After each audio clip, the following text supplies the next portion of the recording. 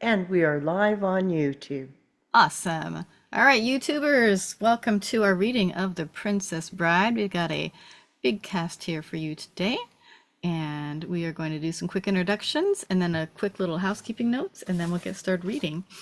Let me bring my cast list here back up. We've got a lot of new folks here today. I'm so excited. And I just lost my cast list.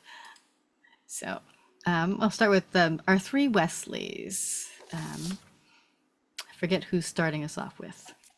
Hi, my name is Brandon Michael Bunn. There you I go. am Wesley One, Men in Black. I'm from Chicago.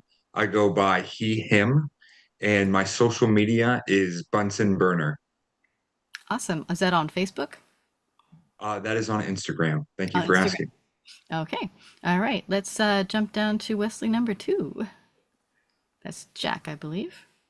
Oh, yes, it's me. Hi, my name is Jack Loney. I am currently located in Rosebud, Alberta, yeah, today I'll be playing the part of Wesley and Men in Black. I'll be doing the second Wesley that's going to be doing that. And yeah, if you're looking for me, you can just find me Jack Loney VA. That's usually YouTube handle or my Gmail account. Yeah. So yeah, let's have some fun tonight. Awesome. All right. And our third but not last but not least Wesley is Scott. I'm Scott Keller from Glasgow, Kentucky. You're playing third Wesley. I'm going to take us in through the fire swamp. Find me on social media. Most Facebook, it's under my name, Scott Keller. Pretty much all other social media is Call Me the Fireman. Awesome. Let's go down and see. Is Elena here? Or Elena? I'm not sure how to pronounce your Hello. name. Can you hear me? Yep. Hi. My name is Elena Anderson. I'm from the glamorous Tacoma, Washington. I'm a she, and I'm playing the first Vicini, and I am looking forward to it. Thank you. Awesome. Elena, you live about maybe 20 minutes from me. Oh, look at that. Small world. Oh, and I'm supposed to share my socials and stuff? If you want to share where people can find you, absolutely. I'm on Instagram as Elena Anderson _PNW. And then you can find me on Facebook at my full name. Awesome. Looks like Haley is still running a little bit late, so we'll skip down to, and Jackie's running a little late, so we'll skip down to Heather. Hi, everyone. Can y'all hear me? Mm-hmm. Okay, good. My name is Heather Lee Cameron. Pronouns are she, her. I live in Lethbridge, Alberta, Canada. I am a freelance writer, and I'm an actor represented by Faces of Wendy. It feels so good to say that I'm finally represented, by the way. I've been working in acting for years, and I'm finally happy to say I'm represented. I'm an actor who's got a disability, so it's been a battle to find representation, but I freaking did it. Anyway, I am reading actions and descriptions and playing Fezzik, which I did the last time we read this, and I had a ball because I think Fezzik is beautiful. He's not afraid to be himself, and neither am I. Social medias. You can find me on Instagram under Heather Lee Cameron, Facebook under Heather Lee Freelancer, and YouTube under The Storm and Latter-day Saint. I have something really cool coming up this summer. I participated in a live reality game called Marooned, Cursed Kingdom. It's season 3 of the series, and that's being released on November 28th.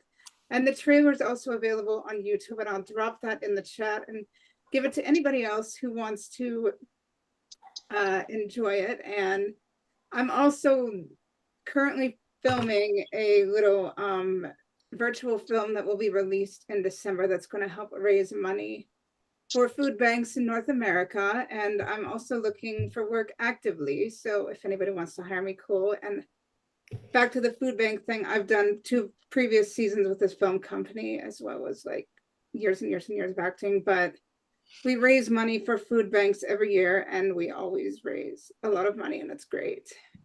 Awesome. And if you got more details, you can tell us about them after our read too. Yeah, it's email Okay. heather.lee.cameron@gmail.com if you have All any right. more questions. Let's jump Love you. down to Sherry. Hello, I'm Sherry Levesque. I'm in Montreal at the moment. I'm a performer and comedian and mom to a fabulous 5-year-old. I'm excited to play Princess Buttercup. It feels like my lifelong dream is coming true right now. So forgive me if I pee myself a little bit. All right. Julia. I think you're muted, Julia. Yeah, figured. Hi, my name is Julia. I'm from Mill Creek, Washington, so one other way up north. I am playing Old Queen, and I am a stage actor. Awesome. All right. See Marlo. Hi, Marlo Shaw. She, her. I'm in Toronto. This is my first time with this group tonight, and I'm really excited to be here. I'm reading Count Rugen and the descriptions. And I have to go back to the questions because I have the memory of a pea. Social media. I have a very neglected Instagram account at marlo.k.shaw. And I have an even more neglected blog, which I don't even know if people still blog, which is mkshaw.ca, I think. I'm going to double check that. But it's where, at least in the first few years of the pandemic, I very fastidiously put links to any of the performances that I was in that had recordings, and I also like promoted stuff before, and then I just stopped doing it. So it's like it's stuck in like 2022. So anyhow, yes, I'm one more random fact that I will just throw out is that in less than 3 hours, I will be turning 52. And I could think nothing that I wanted to do more just prior to my birthday than reading in my favorite movie of all time. So I'm just really, really excited to be a part of this. Happy Anyway, thanks. birthday. Yeah. Thank you. I love fellow November babies. You're awesome. All right. And Julie, if you wanted to mention you said you forgot to share your Instagram. Go ahead too, if you'd like to do that before we move on to the next person. Yeah, sorry. My Instagram is Sandpiper's Design, just like you hear it. Thanks. Okay, cool. Let's jump down to Chris. Hello, my name is Christian. I've been playing the kid, and I am he, him. I'm from Fairfield, Connecticut. You can find me on social media, Chris Diaz on Facebook, Letterboxd, same thing. I do a bunch of movie reviews over there on Letterboxd, and CD as I forget the number on Instagram. Okay, that's fine. Lisa. Hi, I'm Lisa. I'm in Santa Fe, New Mexico. My pronouns are she, her. I'm playing the lovely Prince Humperdinck, which is going to be super fun. I just read, so I don't have any social anything. I'm just happy to be here. And Lisa reads with Two Households in Fair Corona, also a Shakespeare reading group. So we'd love to have her over there as well. Thanks. And see, Dana. Yes, my name is Dana, pronouns they, them. I'm in Central Texas. This is also my first time reading with this particular group, but I'm in a couple other groups that do virtual readings, and my bachelor's is in theater as well. And tonight I will be playing the mother as well as reading some of the narration. Awesome. Let's see, let's jump to Vicky. Hello, I'm Vicky Dykes. I'm an actress in Central Alberta, a small town called Penhold. My pronouns are she, her. Tonight I will be the grandfather. I don't know if you can tell, and the mustache might not last. I can feel it slipping. And it's hard to smile too. No wonder people with mustaches are grumpy. Also, I'll be doing actions and descriptions at the very end. And it's exciting. I love that. Right. Oh, And Daryl, social media, I'm on Facebook under the name Vicky Dykes. I'm also on Instagram. I'm Yoga Grandma 10. And I'm on Threads under Vicky Dykes. Cool. Let's jump back up to Haley. Haley, are you there? Hi, yes. Hello, everyone. My name is Haley Bayermeister, Haley Elizabeth on Facebook. We'll get to that, I guess. Gotta figure out a stage name, this one. This is like maybe like 6th or 7th Read with Table Tuesday reads, and I'm so excited to see all these new faces. It's so much fun. So this is so much fun. So you're gonna have a blast. I'm gonna be reading Vizini B, so I'll be a little bit later in it, but thanks, Heather. I love all the love. And you can find me on Instagram at Hasty247, also a stage name that I need to fix. I don't know, one day. But yeah, Hasty247, thought it was cool in the moment. And you can find me on YouTube by just YouTubing my full name, which is Haley, HAYLEY, BEIERMEISTER, if anybody cares. Otherwise, I'm figuring out my social medias, and that's all I gotta say. I'm excited to do a reading again here. Awesome. Yeah. Cool. And Jackie, are you there? Jacqueline. Thinking about it. Maybe she stepped away from her computer. We'll get back to Jackie. Oops, I think I just lost all my sound. Can you guys still hear me? Yes, okay. All right, well, we're waiting for Jackie to jump on in here. I'll introduce myself. I'm Kat Wilson, your host this evening, along with Vicky. I am she, her, and I live in Gig Harbor, Washington, not too far from Tacoma, Washington. And tonight I don't have any lines, but if for some reason somebody ends up having to leave suddenly, then I will go ahead and jump on in there.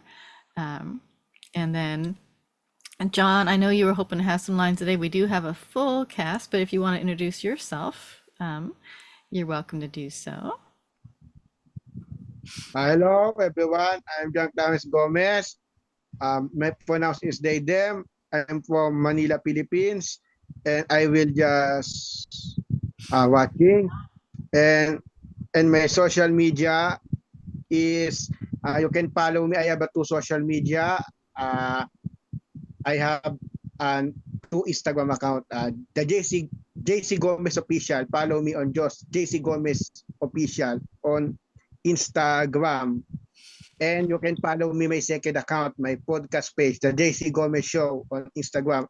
I have a latest episode, my interview with Australian musical theater actor David Keegan, which was released yesterday. I have a new episode and my interview with David Keegan. You can listen it on Spotify and Apple Podcasts. And if you want to see it, you can check my podcast page on Instagram.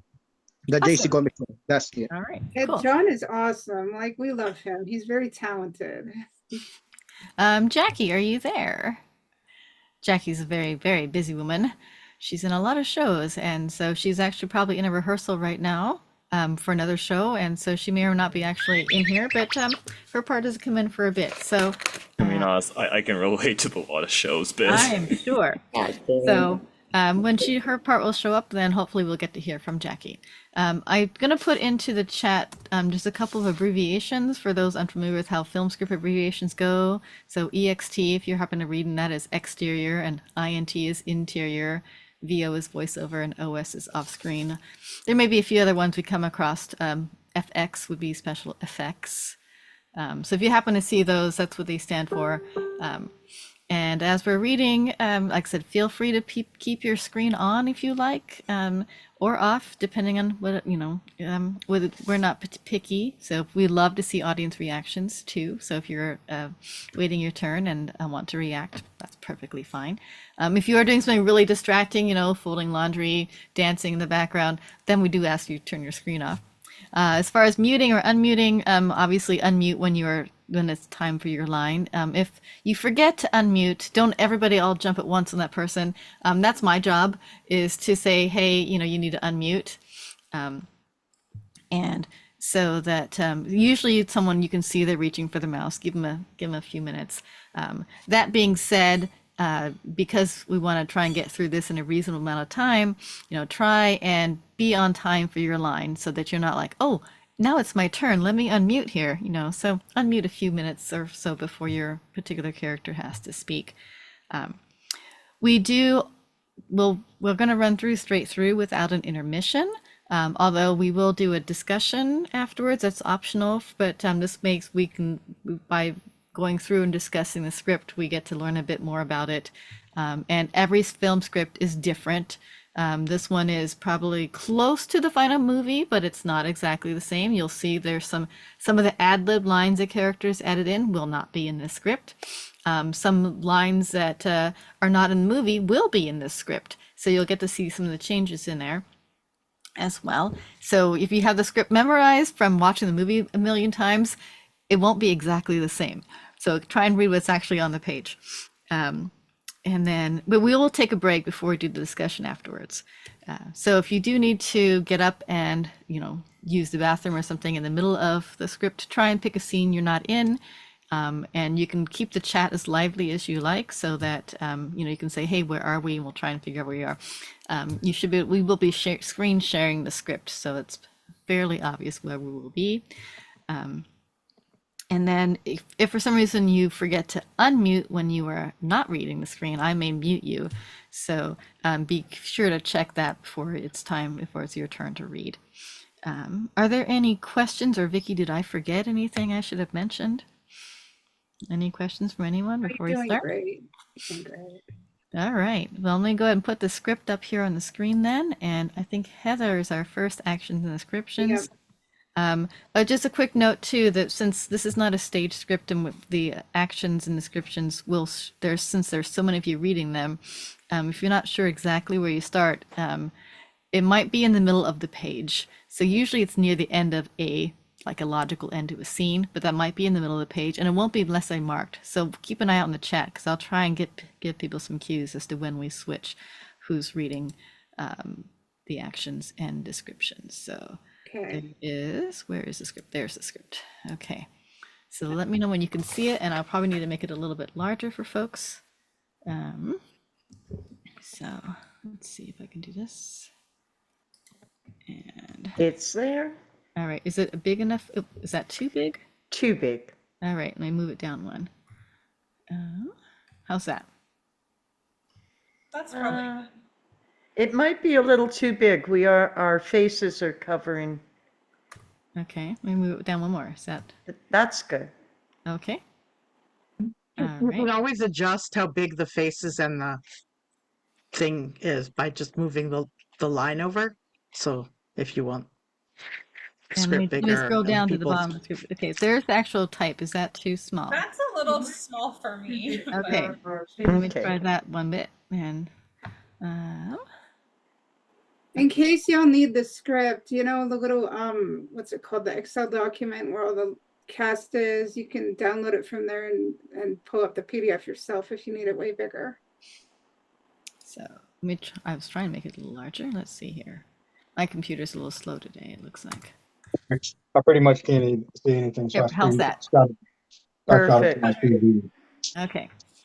All right, so let's go back up to the top, and Heather, take it away. The Princess Bride. Screenplay by William Goldman from his novel. And y'all don't worry about being perfect. Just have fun with it. Do your best, all right? Let's just focus on that. Anyway. Exterior, a city street, day. Camera tracks down a snow-covered New York City street. We hold on a typical brownstone. As we push in on an upstairs bedroom window, we hear the sounds of a video game in progress. A video game on a computer screen. As a sick coughing sound is heard. Oh, right on cue. Pull back to reveal this kid lying in bed, coughing, pale, one sick cookie. Maybe he's 7 or 8 or 9. He holds a remote in one hand, presses it, and the video game moves a little bit. Then he's hit by another spasm of coughing, puts the remote down. His room is monochromatic, grays and blues, mildly high-tech. We're in the present day, and this is a middle-class house, somewhere in the city. Cut to the kid's mother as she enters, goes to him, fluffs his pillows, briefly feels his forehead. She's worried. It doesn't show during this. Guess what? Your grandfather's here. Can you tell him I'm sick? You are sick. That's why he's here. He pinched my cheek. I hate that. Maybe he won't. The kid shoots her an I'm sure look as the kid's grandfather bursting into the room. Kind of rumpled, but the eyes are bright. He has a book tucked under one arm as he immediately goes to the kid. Pinches his cheek. How's the sickie? The kid gives his mother an I told you so look. The mother ignores it, beats retreat. I'll just leave you pals alone. And she's gone. There is an uncomfortable silence. Then, I brought a special present. What is it? A book? That's right. When I was your age, television was called books, and this is a very special book.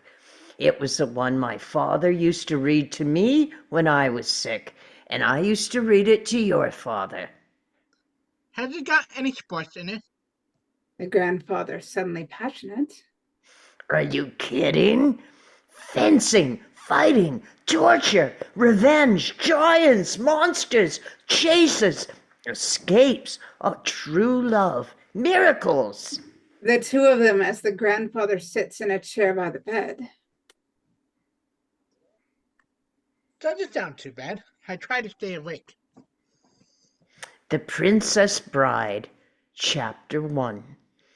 Buttercup was raised on a small farm in the country of Florin. As the grandfather reads, we're seeing the story he's reading about, and the monochromatic look of the bedroom is replaced by the dazzling color of the English countryside. Her favorite pastimes were riding her horse and tormenting the farm boy who worked there. His name was Wesley, but she never called him that. Isn't that a wonderful beginning? Yeah, great. Nothing gave Buttercup as much pleasure as ordering Wesley around. Farm boy, you lazy thing, polish my horse's saddle. Exterior Buttercup's farm day. Buttercup standing holding the reins of her horse, while in the background, Wesley in the stable doorway looks at her. Buttercup is in her late teens. She doesn't care much about clothes, and she hates brushing her long hair. So she isn't as attractive as she might be. But she's still probably the most beautiful woman in the world. I want to see my face shining in it by morning. As you wish.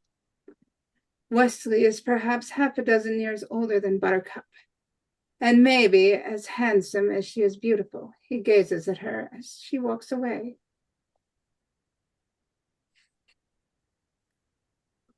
As you wish, was all he ever said to her. Dissolve to Buttercup. In her horse's stall. Her tone is softer than it was when she gave the previous order. Farm boy, I want you to varnish my horse's hooves. Please. As you wish. She leaves the stable. His eyes stay on her. She stops, turns. He manages to look away as now her eyes stay on him. Dissolve to interior kitchen dusk. Buttercup and Wesley in the kitchen, dusk. Her voice, when she speaks, is softer still. Farm boy, fetch me that bowl. That heavy one, way up high. As you wish.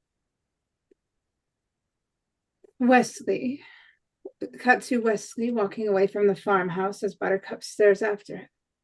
That day, she was amazed to discover that when he was saying, "As you wish," what he meant was this: "I love you." And even more amazing was that night when she realized she truly loved him back. Dissolve 2, Wesley and Buttercup, outside his tiny hovel in the moonlight. They are locked in a passionate kiss. Hold it! Hold it! Cut to interior of the kids' room. Is this a trick you're playing on me? With it what? Is this a kissing book? Wait. Well, when does it get good? Keep your shirt on. Let me read. Wesley had no money for marriage, so he packed his few belongings and left the farm to seek his fortune across the seas. Cut to exterior Buttercup's farm, dusk. Wesley and Buttercup, they are standing a few feet apart at the gate of the farm. It was a very emotional time for Buttercup. She runs to Wesley, starts to embrace him. I don't believe it. I fear I'll never see you again. Of course you will. But what if something happens to you? Hear this now. I will always come for you. How can you be so sure? This is true love. You think it happens every day? He smiles at her. She smiles too, throws her arms so tightly around him. Then as Wesley walks away, Buttercup watches him go. Wesley didn't reach his destination. Cut to interior of the kids' room. His ship was attacked by the dread pirate Roberts, who never left captives alive. And when Buttercup got the news that Wesley was murdered, Murdered by pirate? It's good. she went into her room and shut the door, and for days she neither slept nor ate. Cut to interior Buttercup's house, close up Buttercup staring out the window. I will never love again. Hold on her face, perfect and perfectly sad. Dissolve 2. Exterior main courtyard of Florin. The main courtyard of Florin, replete with townspeople, livestock, and a bustling marketplace. 5 years later, the main square of Florin City was filled as never before to hear the announcement of the great Prince Humperdinck's bride-to-be. Cut to exterior castle balcony. Prince Humperdinck, a man of incredible power and bearing, standing in his royal robes on a castle balcony. 3 others stand behind him, an old couple with crowns, the aging king and queen, and a dark bearded man who seems the prince's match in strength. This is Count Rugen. My people, a month from now, our country will have its 500th anniversary. On that sundown, I shall marry a lady who was once a commoner like yourselves.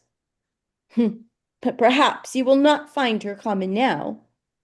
Would you like to meet her? And the answering yes. Yeah, woo! Like summer thunder. The crowd, and my God, you never saw so many people. Cut to a giant staircase leading to the crowd, and as a figure just begins to become visible. The crowd, as they see the figure, we haven't yet. And if there is such a thing as collective action, then this crowd collectively holds its breath. Cut to the staircase. As the figure appears, it is Buttercup, and she is resplendent. My people, the Princess Buttercup. She descends the stairs and starts to move amongst the people. Exterior of the balcony. The king says something, but all that comes out is one mumble. Across the bottom and up the sides. At the same time, the conveyor. Rugen, did you understand any of that? Not a syllable. It doesn't seem possible, but the king's mumblings are getting worse every day. Your father said it isn't safe for her to move among the people. It's all right. She's so gentle. Who would want to harm her? I tell you this, no man had better try. Cut to the crowd, and they do a very strange thing. With no instructions at all, they suddenly go to their knees. Great waves of people kneeling, and cut to Buttercup, terribly moved. She stands immobile among her subjects, blinking back tears, hold on her beauty for a moment, then cut to interior stable in the castle grounds, mid-afternoon. It's the same day, mid-afternoon, and Humperdinck is dressed as before. Buttercup is now in riding clothes, and she leads her horse towards the prince. Then together they start for the stable door. Must you ride? You seem upset. The king looked so old today. I suppose that upset me. He has a right to look old, my darling. He was, at very last count, 97, and every organ in his body has long since betrayed him, and my father's health is not what's upsetting you. Have I been inattentive? Is that it? I know you don't love me, but I promise you'll grow to love me. It's not you. It was the crowd. They should not have bowed to me. When you proposed, I was just like them, ordinary. Even though I've gone to royalty school, and in my heart I'm still ordinary. I thought to fraud today, and they should not have bowed down. Beloved, you are the most beautiful woman in the world. When we marry, you'll be the richest and most powerful as well. Don't expect too much from life. You're very wise. I must learn to be satisfied with what I have. She reacts to her lot in life, and as she rides off, cut to Woodlands and Buttercup barreling along. Controlling the beast easily, she's more relaxed, it's later in the day.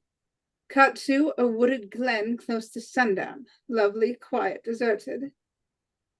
Buttercup suddenly reins in as we cut to 3 men standing close together in the path.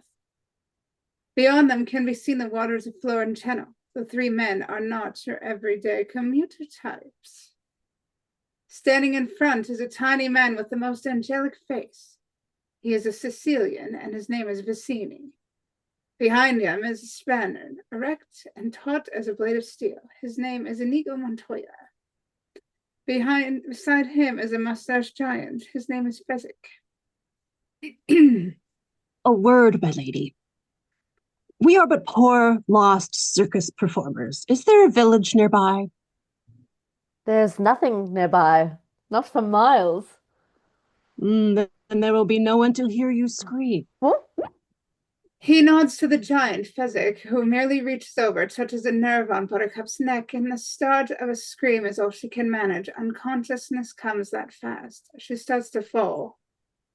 Cut to interior isolated spot at the edge of Florence Channel. A sailboat is moored. It's dusk now. The shadows are long. Inigo, the Spaniard, busies himself getting the boat ready.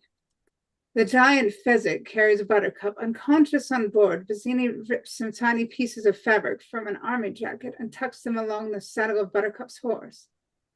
There is, about the entire operation, a sense of tremendous skill and precision. What is your ripping? Fabric from the uniform of an army officer of Gilda. Who's Gilda? A country across the sea in the sworn enemy of Florin. Go! The horse takes off. They stop for the boat. Once the horse reaches the castle, the fabric will make the prince suspect the Gildarians have abducted his love. When he finds her body dead on the Gilder frontier, his suspicions will be totally confirmed. You never said anything about killing anyone. I've hired you to help me start a war. It's a prestigious line of work with a long and glorious tradition. I just don't think it's right, killing an innocent girl. Am I going mad, or did the word think escape your lips? You were not hired for your brains, you hippopotamic landmass.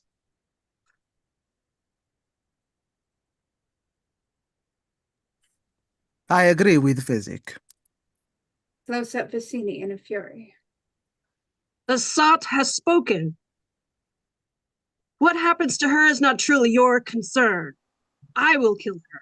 And remember this. Never forget this. Inigo and Fezzik as Vicini advances on them. Nothing shows on Inigo's face, but Fezzik is panicked by Vicini.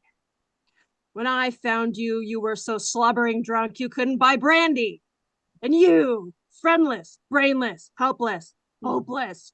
You want me to send you back to where you were, unemployed, in Greenland? I think it's wonderful, Vicini, what we're doing. War and death, they're just the nicest things. Heather, I think this is Sherry's actions inscription section. Okay.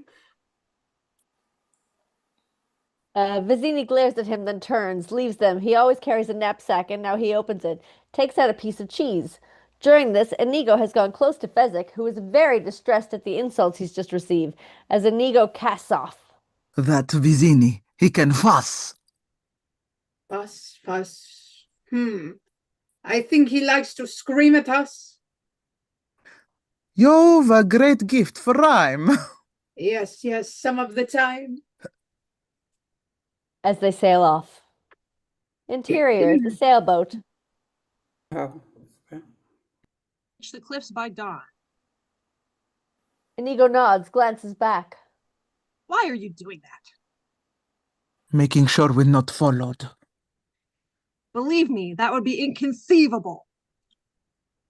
Back to sleep with you, baggage.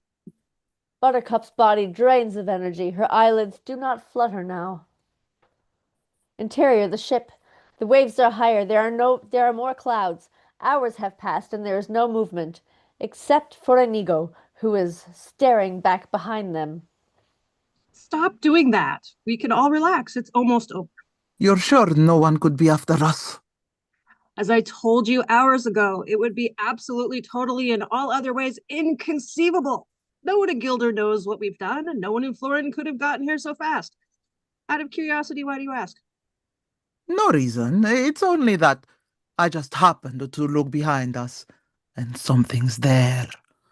And suddenly the three whirl, stare back, and as they do, cut to the darkness behind them. It's hard to see. The moon is behind the clouds now, but the wind whistles and the waves pound, and suddenly it's all gone ominous. Cut to Inigo, Fezzik, and Vizzini squinting back, trying desperately to see. At this moment, they're all holding their breaths.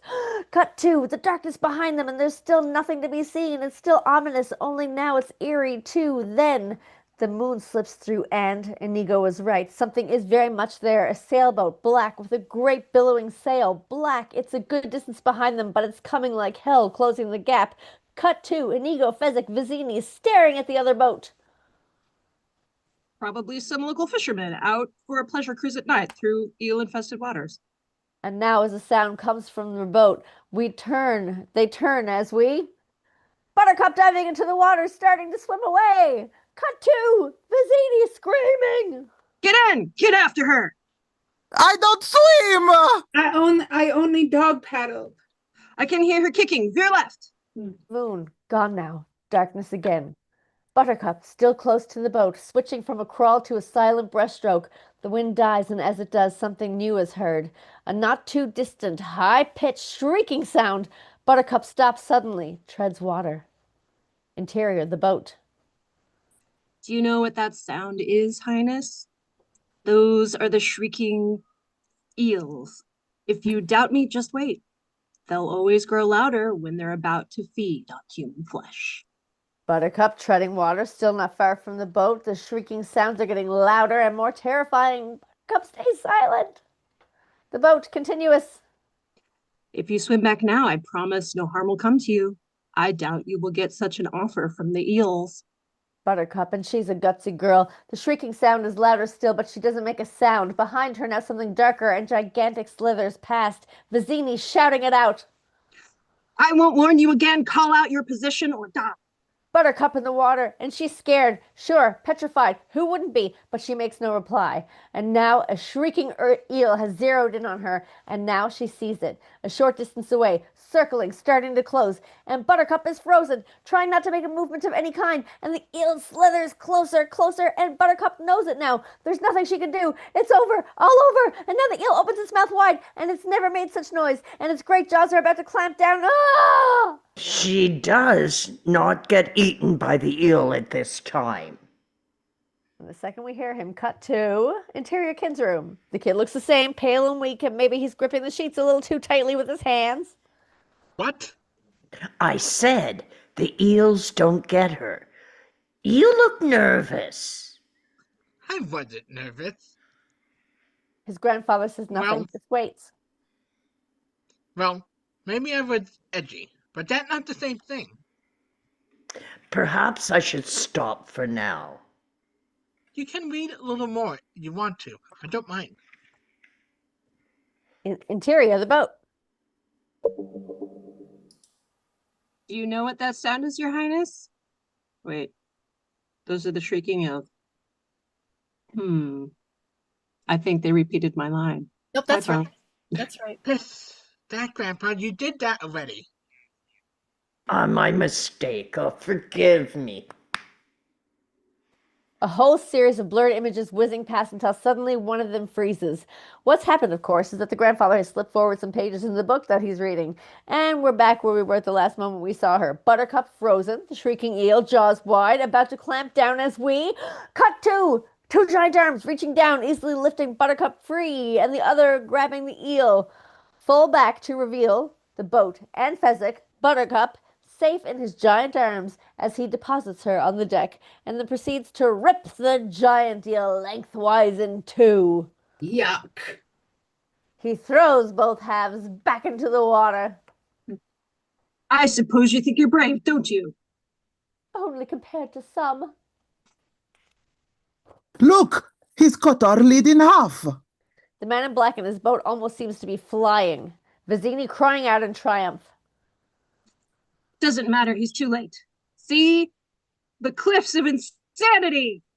And once he said the name, we cut to the cliffs of insanity! Dawn. They rise straight up, sheer from the water, impossibly high. The two sailboats in a wild race for the cliffs, and the man in black is closing faster than ever, but not fast enough. The lead was too great to overcome, and as with the great precision, straight at the cliffs, cut to!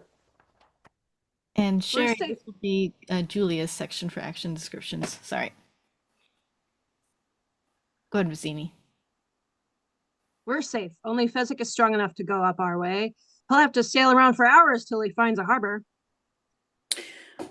Cut to Buttercup starting at the cliff some closer, assume an even more frightening height. There's much activity going on, all of it swift, expert, economical. Fezzik reaches up along the cliff face, grabs a jutting rock, reaches behind it. Suddenly there's a thick rope in his hands. He drops back to the boat, gives the rope a freeing swing, and cut to exterior cliffs. The rope goes all the way to the top. Cut to Inigo hurries to Fezzik and straps a harness to him, then lifts Buttercup and Vizzini in the harness. Finally, he himself gets in the harness. All three are now strapped to Fezzik like papooses. Jackie? Oh, whenever you're ready.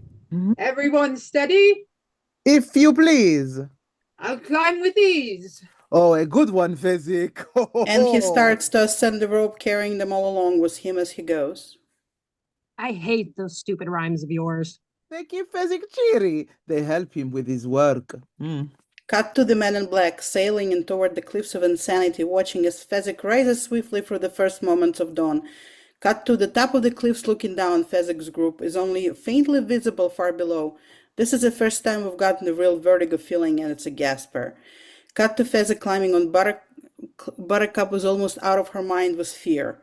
Cut to the entire length of the cliffs. Fezzik is moving right along. However high they are, he's already over a third of the way down. Cut to the man in black leaping from his ship to the rope, starting to climb. He's impossibly far behind, but the way he goes, you'd think he didn't know that because he's flying up this rope hand over hand like lightning. Cut to Vizzini and the others. He's gaining on us.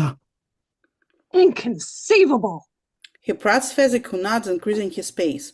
Cut to the man in black roaring up the rope, and cut to long shot the cliffs, and the man in black is cutting into Fezzik's lead. Cut to Vizzini and the others. Faster! I'm sorry, I thought I was going faster. Cut to the man in black. His arms still work as before. If anything, has speed up. Fezzik's lead is smaller and smaller, and cut to the view from the top of the cliffs. Maybe 100 feet for Fezzik to go, maybe more. Cut to Vizzini and others, and it's getting too close now. I thought you were supposed to be a Colossus. I thought you were this great legendary thing, and yet he gains. Well, I'm carrying 3 people and he's only got himself, and I do not accept excuses. I'm just going to have to find a new giant, that's all. oh, don't say that, Vicini, please. And his arms begin moving much more slowly. Cut to the man in black, less than 100 feet behind them, and gaining. We can see now that he's masked. Cut to Vizinia and the others.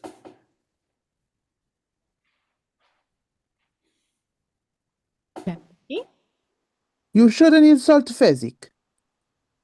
I had to hire a temperamental strongman. Fezzik is a good worker. Hmm? Worker, not a shirker. Never tardy. Oh, There go those rhymes again. Cut to Fezzik, and Inigo's words are terribly pleasing to him. The hurt the Vizinia put into his eyes is gone. Now the great arms move faster than they ever gone, and the top of the cliffs of insanity is very close. And the arms keep going, and the top is closer, and the arms move even more quickly until suddenly, at long last, cut to the cliff top, and Fezzik makes it. Vizinia leaps off and takes out a knife, begins to cut the rope which is tied around a great tree, while Inigo helps a princess to her feet, and Fezzik just stands around waiting for someone to tell him to do something. Nearby are some stone ruins. Once they might have been a fort. Now they kind of resemble Stonehenge. Cut to the man in black, 75 feet from the top now, maybe less, maybe only 50, and his pace is as dazzling as before. And cut to Vizinia cutting through the last of the last, and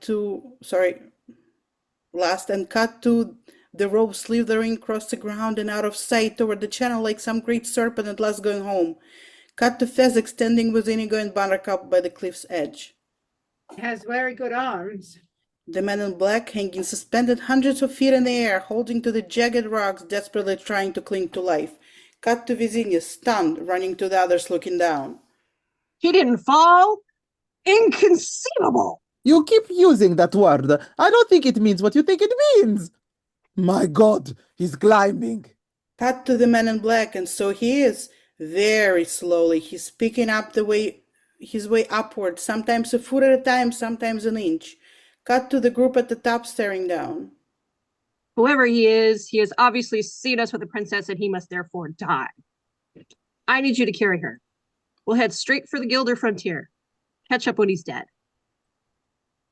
Inigo nods. If he falls, fine. If not, the sword. I'm going to duel him left-handed. You know what a hurry we're in. It's the only way I get any satisfaction. If I use my right, it's over too quickly. Oh, have it your way. Fezzik tosses Buttercup over his shoulder, goes to Inigo. You be careful. People in masks cannot be trusted. Come along, come along.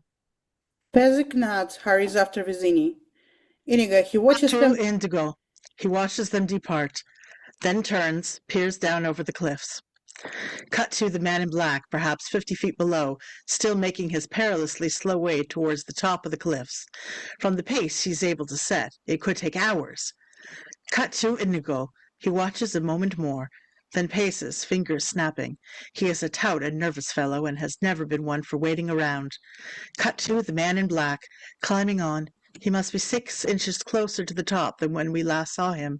Inigo is watching. Cut to intercut. Inigo walking away, sheathing his sword. His fingers are snapping faster than before in a wild Spanish rhythm. Finally, he goes back to the cliff edge, starts to talk. It's instant death if the man in black falls, but neither gives that possibility much credence. This is our 2 heroes meeting. They don't know it yet, but that's what it is.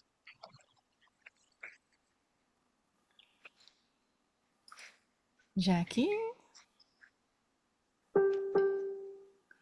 Hello there. The man in black glances up, kind of grunts. Slow going. I don't mean to be rude, but this is not as easy as it looks, so I'd appreciate it if you didn't distract me. Sorry. The man in black kind of grunts again.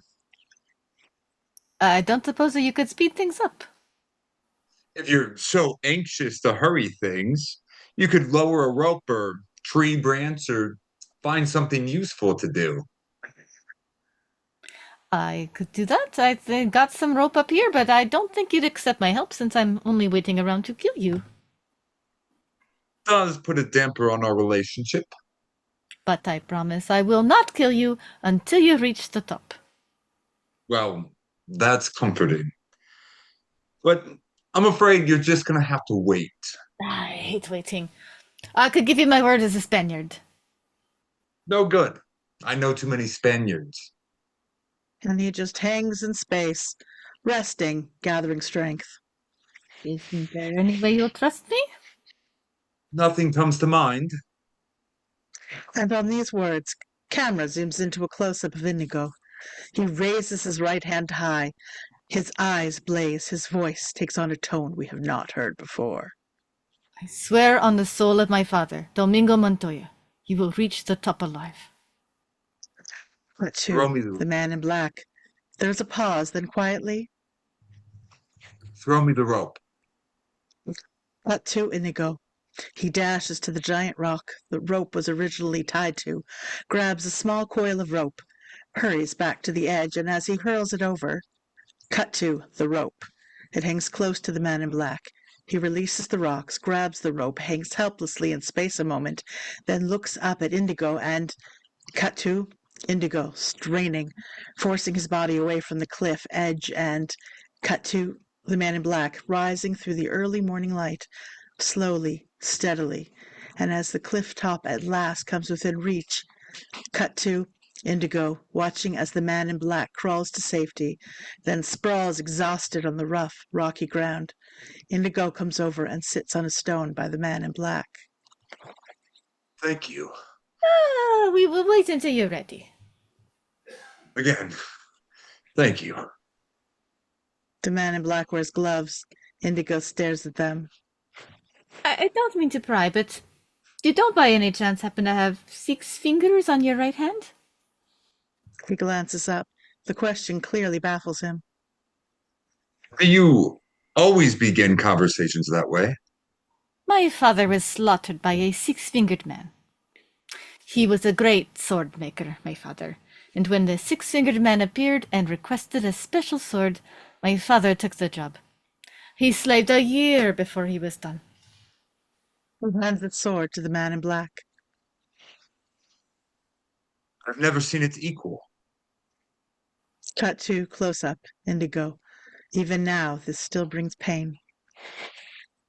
The 6-fingered man returned and demanded it, but at 1/10 his promised price. Father refused. Without a word, the 6-fingered man slashed him through the heart.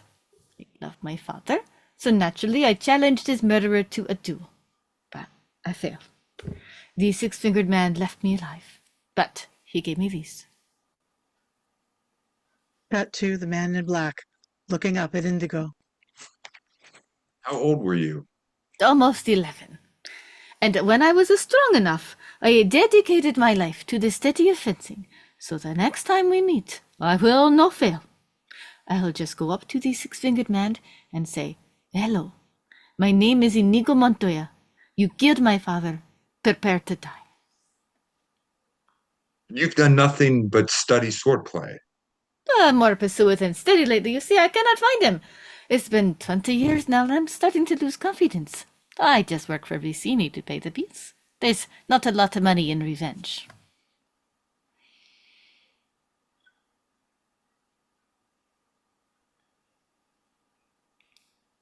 The man in black? Did we lose him? No, is my next line handy back? Wait, Nope. I hope you find him then. I hope you find him then. You're ready then? It's on the screen. Whether I am or not, we've been more than fair. You seem a decent fellow. I hate to kill you. You seem like a decent fellow. I hate to die.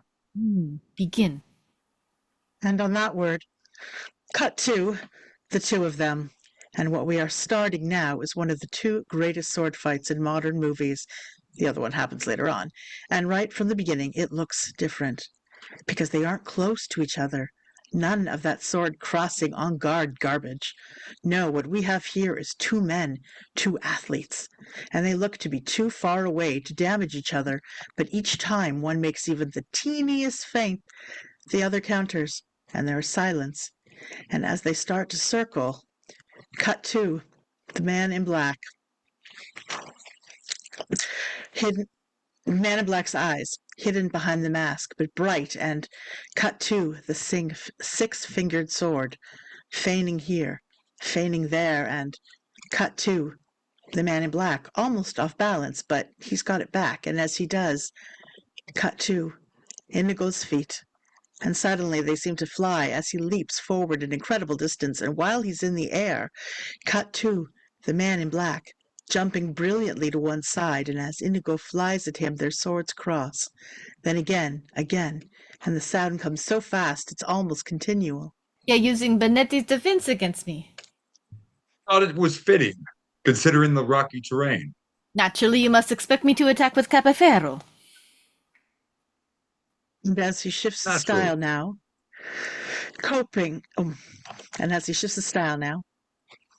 Naturally.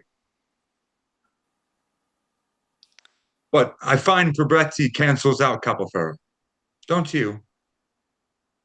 the man in black retreats before Indigo, but handles Indigo's onslaught without overpowering difficulty, and then suddenly his entire style changes and he is doing the advancing. Unless the enemy has a steady vis Agrippa, which I have. And as he changes styles, the two men flying about across the rocky terrain, never losing balance, never coming close to stumbling, and the battle rages with incredible finesse. First one, and then the other gaining the advantage, and by now it's clear that this isn't just two athletes going at it. It's a lot more than that. This is two legendary swashbucklers, and they're in their prime. It's Burt Lancaster and the Crimson Pirate battling Errol Flynn and Robin Hood. And then, incredibly, the action begins, going even faster than before as we cut to Indigo, and behind him now drawing closer all the time is the deadly edge of the cliffs of insanity. Indigo fights and ducks and feints and slashes, and it all works, but not for long, as gradually the man in black keeps the advantage, keeps forcing Indigo back, closer and closer to death. You are wonderful! Thank you. I've worked hard to become so. The cliff edge is very close now. He is continually being forced toward it. I admit it, you are better than I am. Then why are you smiling? Inches from death, Indigo is, in fact, all smiles. And what is that? I am not left-handed. And he throws the six-fingered sword into his right hand, and immediately the tide of battle turns. Cut to the man in black, stunned, doing everything he can to keep Indigo by the cliff edge, but no use. Slowly at first, he begins to retreat. Now faster. Indigo is in control, and the man in black is desperate. Cut to Indigo, and the six-fingered sword is all but invisible now as he increases his attack. Then suddenly switches styles, again, leaps in, and the first blood is his. The man in black is bleeding from the wrist. Cut to the giant tree the climbing rope was tied to. The man in black is forced toward it. Cut to Indigo whirling around the tree, striking again, this time at the other wrist of the man in black, drawing another trickle of blood. Cut to the man in black almost running from the tree, getting out into the clear as Indigo relentlessly increases the pressure. Cut to the cliff edge again. And the man in black cannot stop Indigo. Nothing can stop Indigo. And in a frenzy, the man in black makes every feint, tries every thrust, lets go with all he has left. But he fails. Everything fails.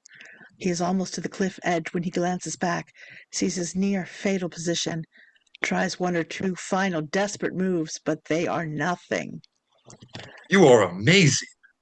I ought to be after 15 years. There is one thing I must tell you. Tell me. I'm not either. And now he changes hands, and at last the Set battle on is popular fully television. joined.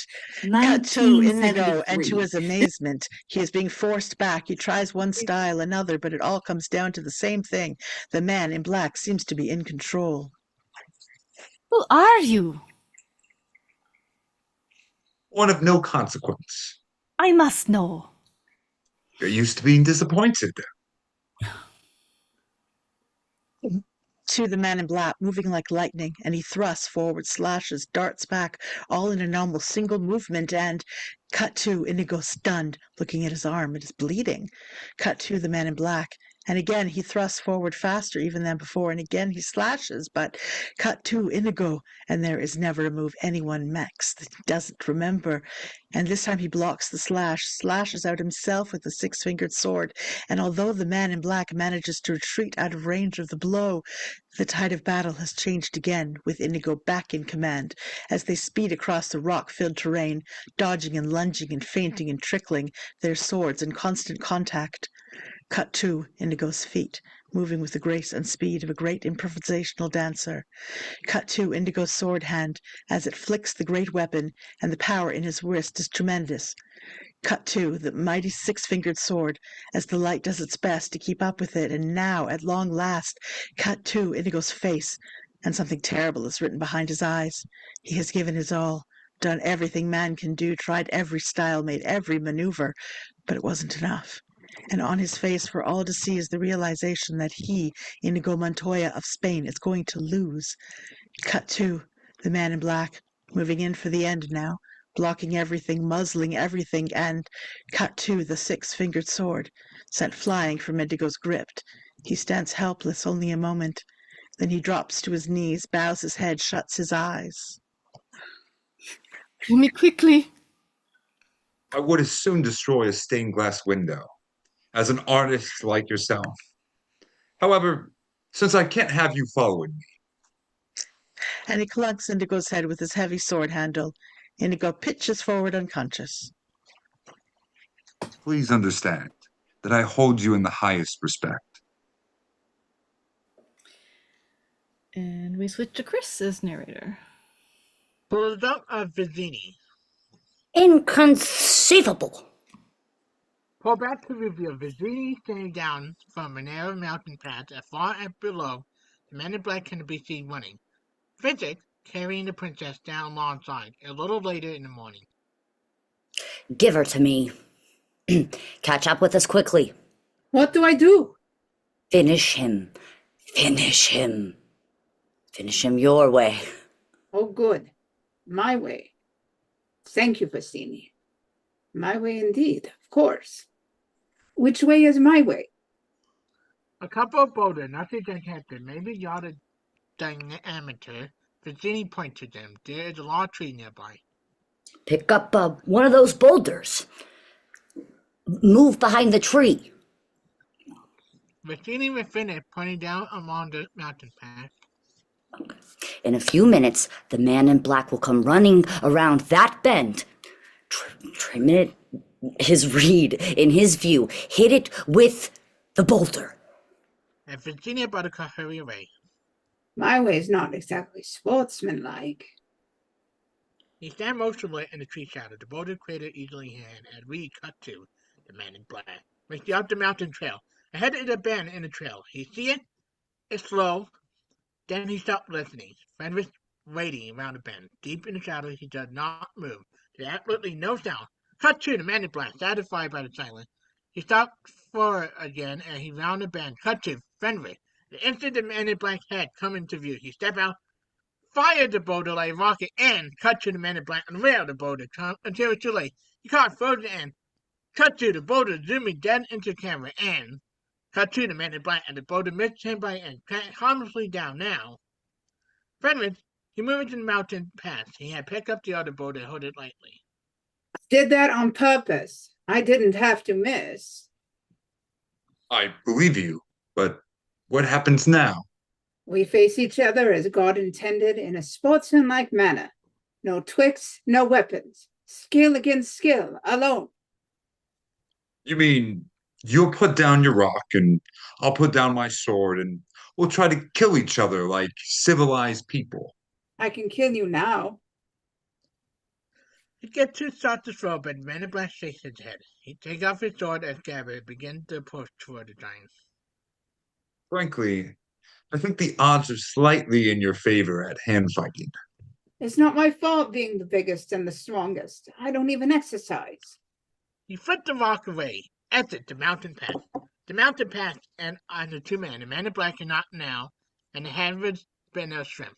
But like he wasn't even there, Fenrir towered above him so much.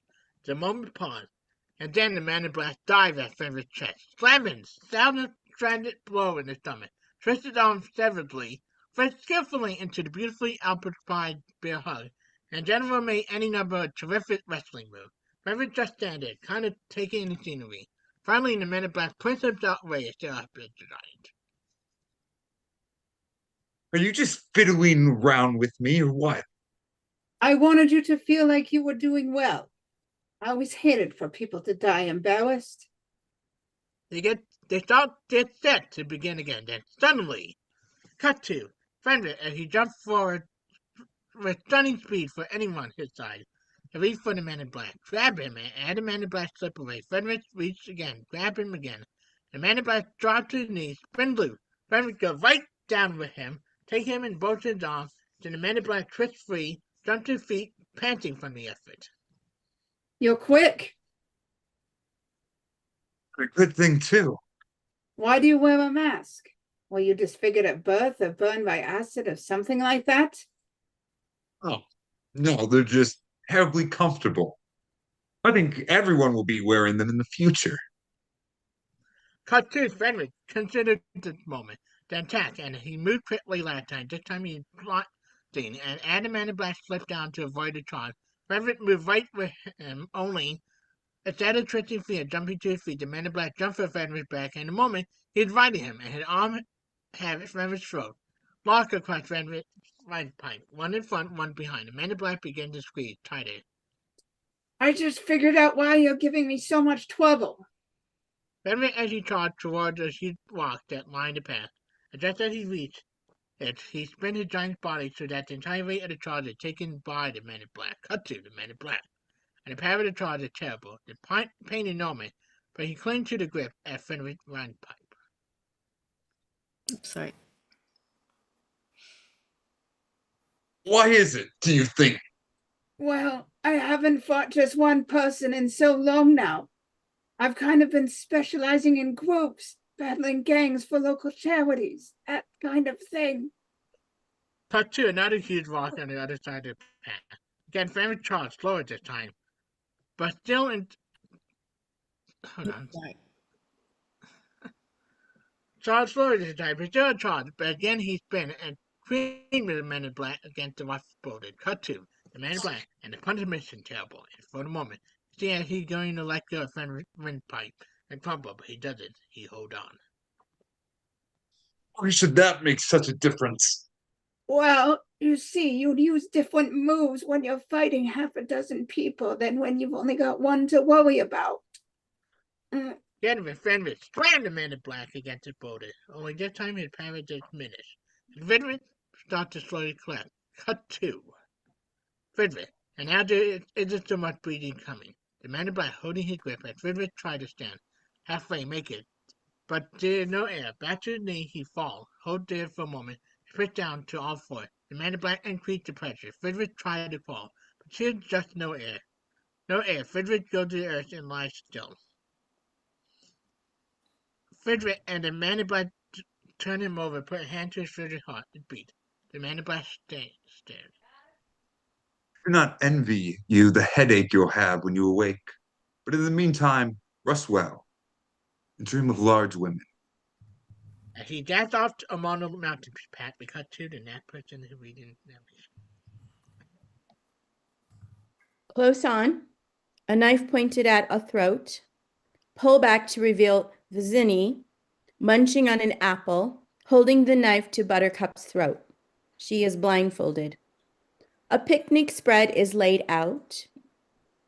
A tablecloth, 2 goblets, and between them a small leather wine container, and some cheese, and a couple of apples. The picnic is set on a lovely spot, high on the edge of a mountain path with a view all the way back to the sea. The man in black comes running around the path, sees Vizini, slows. The 2 men study each other, then... Now it is down to you, and it is down to me. The man in black nods and comes nearer. If you wish her dead, by all means, keep moving forward.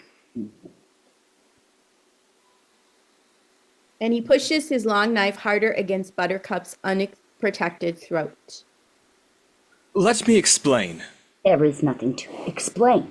You are trying to kidnap what I have rightfully stolen.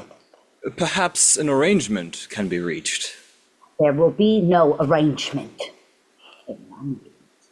As the man in black moves forward again, cut to Buttercup's throat. As Vizzini jabs her with his long knife, a drop of red blood appears against her skin. Cut to the man in black, stopping fast. If there can be no arrangement, then we are at an impasse. I fear so. I cannot compete with you physically, and you are no match for my brains. Are you that smart? Let me put it this way. Have you heard of Plato, Aristotle, Socrates? Yes. Morons. Really? In that case, I challenge you to a battle of wits. For the princess? The man in black nods. To death? Another nod. I accept. Then pour the wine. As Vizzini fills the goblets with dark red liquid, the man in black pulls a small packet from his clothing, drops it by the wine. Open that and inhale, but do not touch. I smell nothing. What you do not smell is called iocane powder. It is odorless, tasteless, dissolves instantly in liquid, and is among the deadlier poisons known to man. Hand me the goblets. Take them yourself. My long knife does not leave her throat. And he presses harder, making his meaning quite clear. Cut to Vizzini watching excitedly as the man in black takes the goblets, turns his back. A moment later, he turns again, faces Vizzini, drops the iocane packet to the kerchief. It is empty now. The man in black sits, puts one glass in front of Vizzini, the other in front of himself. All right. Where is the poison? The battle of wits has begun. It ends when you decide, and we both drink, and find out who is right and who is dead. But it's so simple. All I need to do is divine from what I know of you. Are you the kind of man that would put the poison into his own glass or his enemies? He reaches for the man in black's wine goblet, studies it.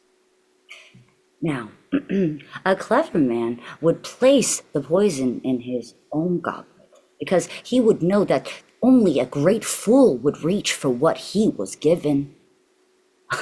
I am not a great fool, so I can clearly not choose the wine in front of you. But you must have known I was not a great fool. You would count on it. So I can clearly not choose the wine in front of me. Surely. He puts that goblet down. You've made your decision then. Not remotely, because iocane comes from Australia, as everyone knows, and Australia is entirely peopled with criminals, and criminals are used to not having people trust them, as you are not trusted by me, so I can clearly not choose the wine in front of you. Truly, you have a dizzying intellect. Wait till I get going.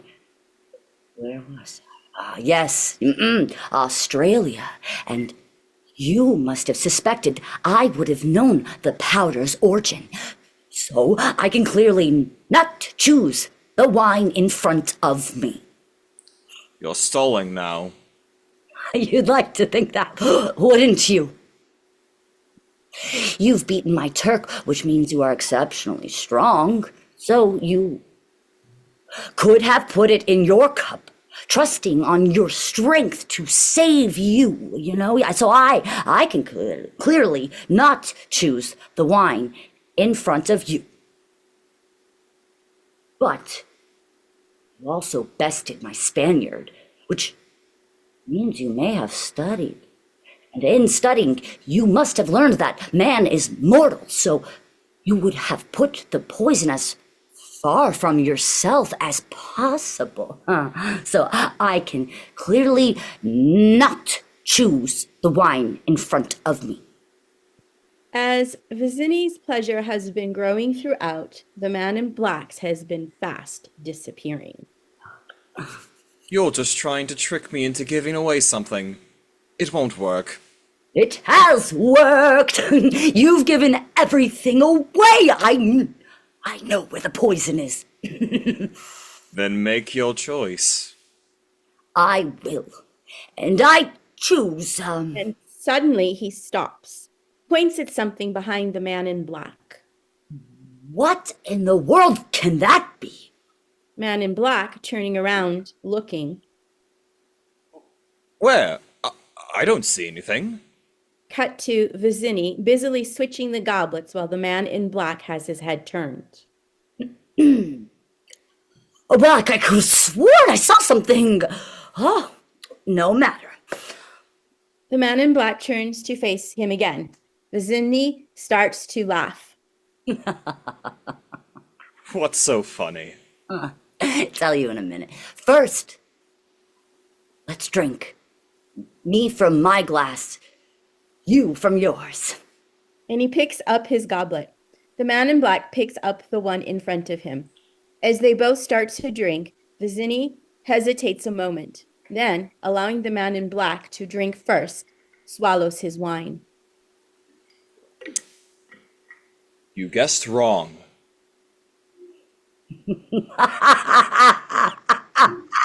You only think I guessed wrong.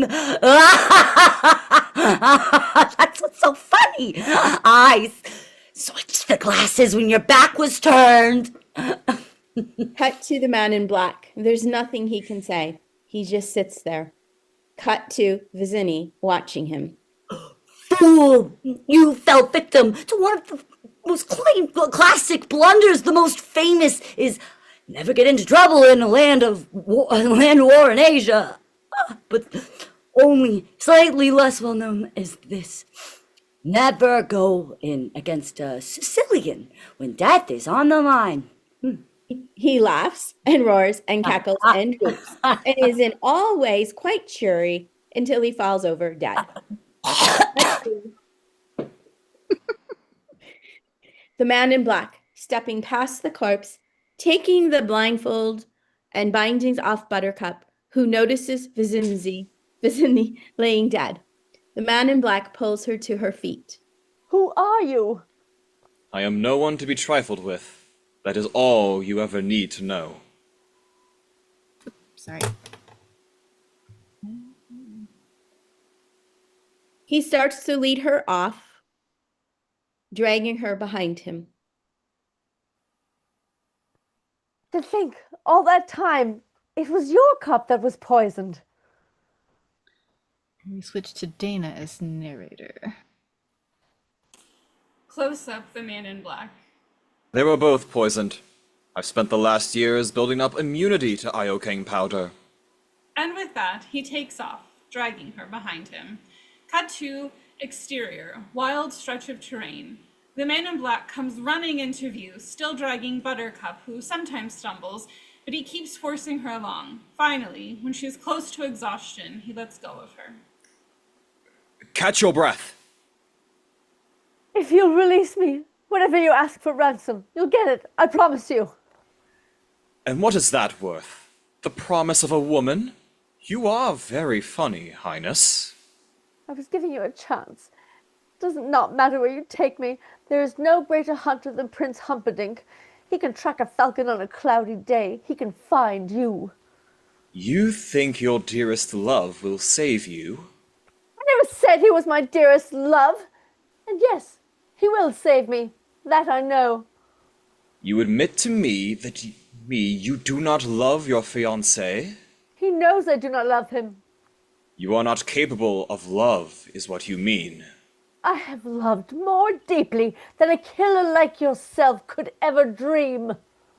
Suddenly, the man in black raises his hand, starts it forward in a slapping motion. Buttercup tries to turn her head away. The man in black stops his hand a fraction of an inch from her cheek. That was a warning, Highness.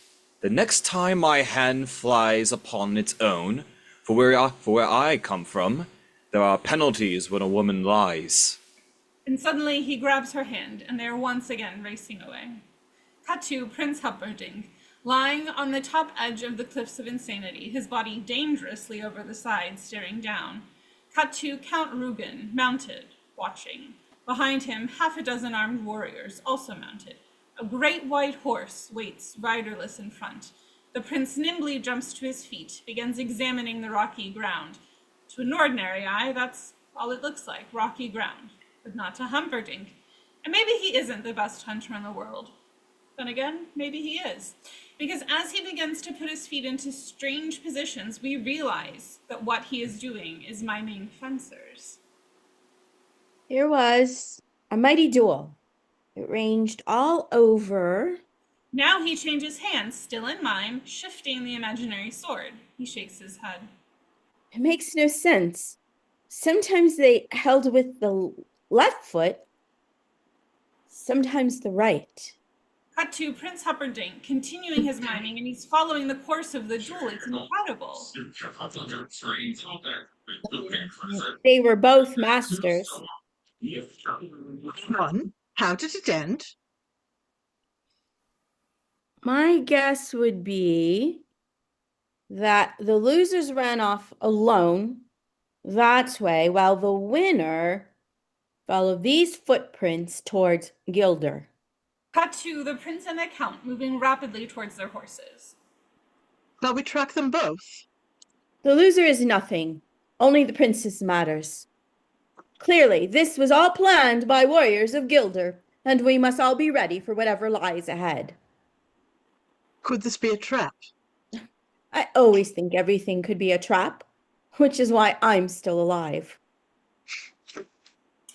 And he gallops off stage. Cut to exterior, a mountain path. It's where Fezzik fought the man in black. Camera pulls back to reveal the prince, reining in sharply, the others behind him. Someone has beaten a giant. Pity the country of Gilder if she dies.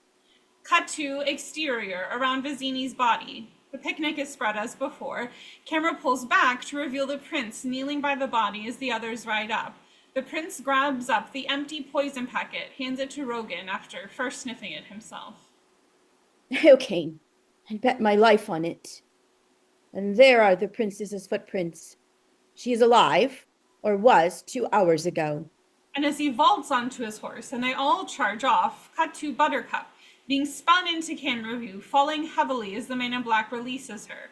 We are still in a barren area, but higher now. Rest, your highness. Rest, highness. I know who you are. Your cruelty reveals everything. The man in black says nothing. You're the dread pirate Roberts. Admit it. With pride. What can I do for you? You can die, slowly cut into 1,000 pieces. Hardly complimentary, highness. Why loose your venom on me? Cut to close-up, Buttercup, quietly now. You killed my love. Cut to the man in black, watching her closely. That's possible. I kill a lot of people. And now he pulls her to her feet, and as again they start to run, cut to Humperdinck, riding like a bat out of hell, approaching the same stretch of wild terrain where Buttercup promised ransom in exchange for her freedom. Behind him come the others, and a cloud of dust is rising visibly from all the following horses. The dust cloud rises high as Rugen rides up.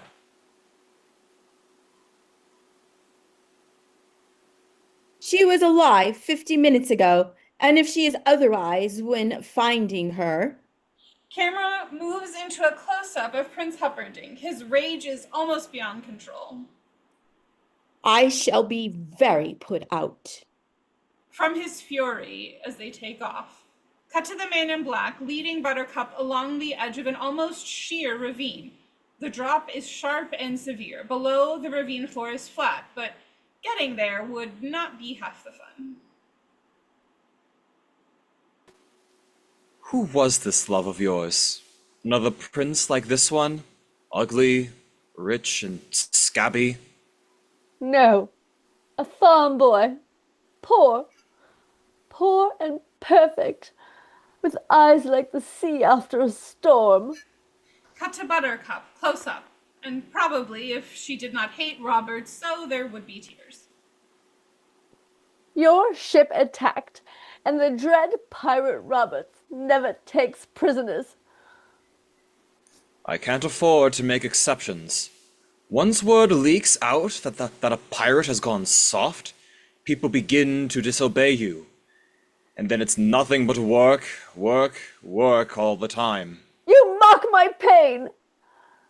Life is pain, Highness. Anyone who says differently is selling something. I remember your farm boy, I think. This would be, what, 5 years ago? Buttercup nods. Does it bother you to hear? Nothing you can say will upset me. My heart is now a secret garden, and the walls are very high. He died well.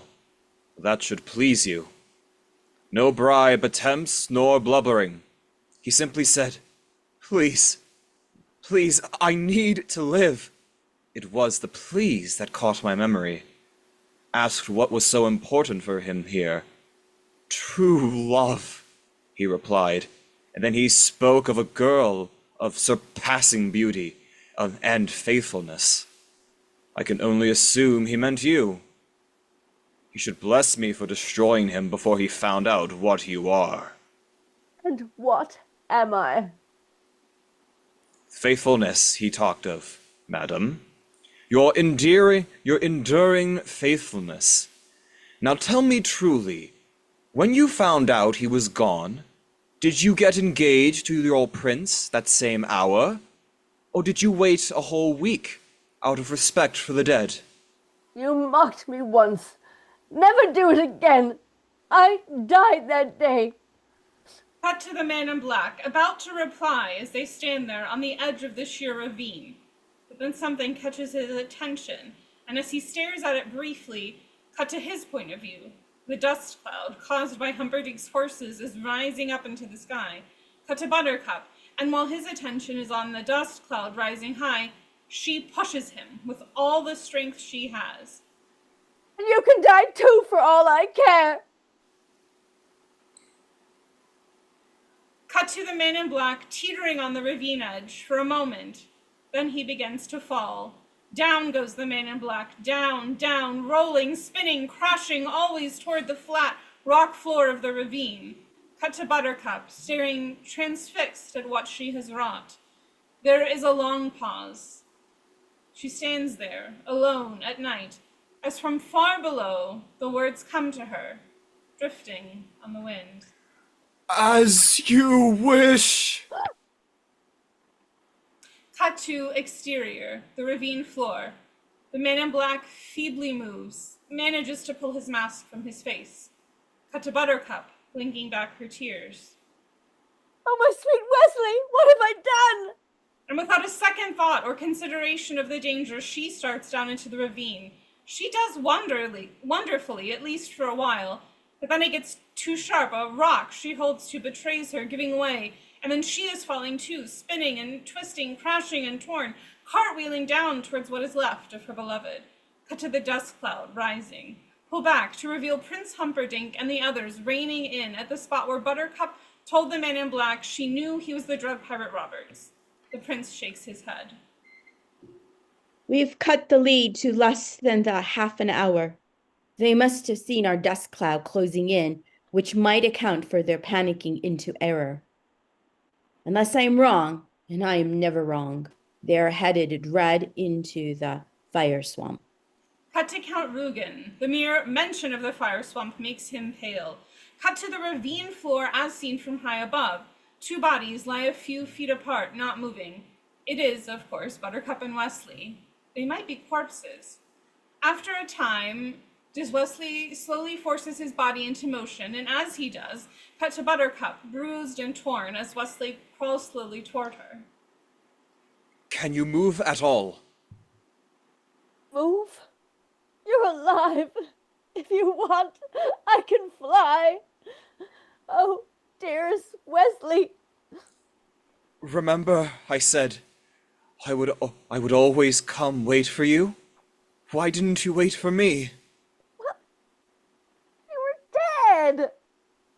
You should have had more faith, child. Death cannot stop true love. All it can do is delay it for a while. I will never doubt again. I can't. That should have been, yeah, that's a typo. He just jumps in. I will never doubt again. There will never be a need. Cut to, and now they begin to kiss. It's a tender kiss. Tender and loving and gentle and... Oh, no, please! Cut to interior, the kids' bedroom. What's the matter? They're kissing again. Do we have to hit a kissing pod? Someday you may not mind so much. To the fire. You're sick. I'll humor you. He picks up the book and we cut to exterior, the ravine floor. Buttercup and Wesley racing along the ravine floor. Wesley glances up. Cut to Humperdinck and his men perched on top of the cliff, looking down at Wesley and Buttercup. Your pig fiancé is too late. Just a few more steps and we'll be safe in the fire swamp. Cut to Buttercup, and Wesley has tried to say it with Chevalier-like nonchalance, but she isn't buying. Instantly afraid, she stops. Never survive. Nonsense! You're only saying that because no one ever has. As they race off, leaving Humperdinck and his men stranded, defeated, cut to exterior the fire swamp. And we'll switch to Vicky for actions and descriptions here, and switch Wesley's. Exterior, the fire swamp.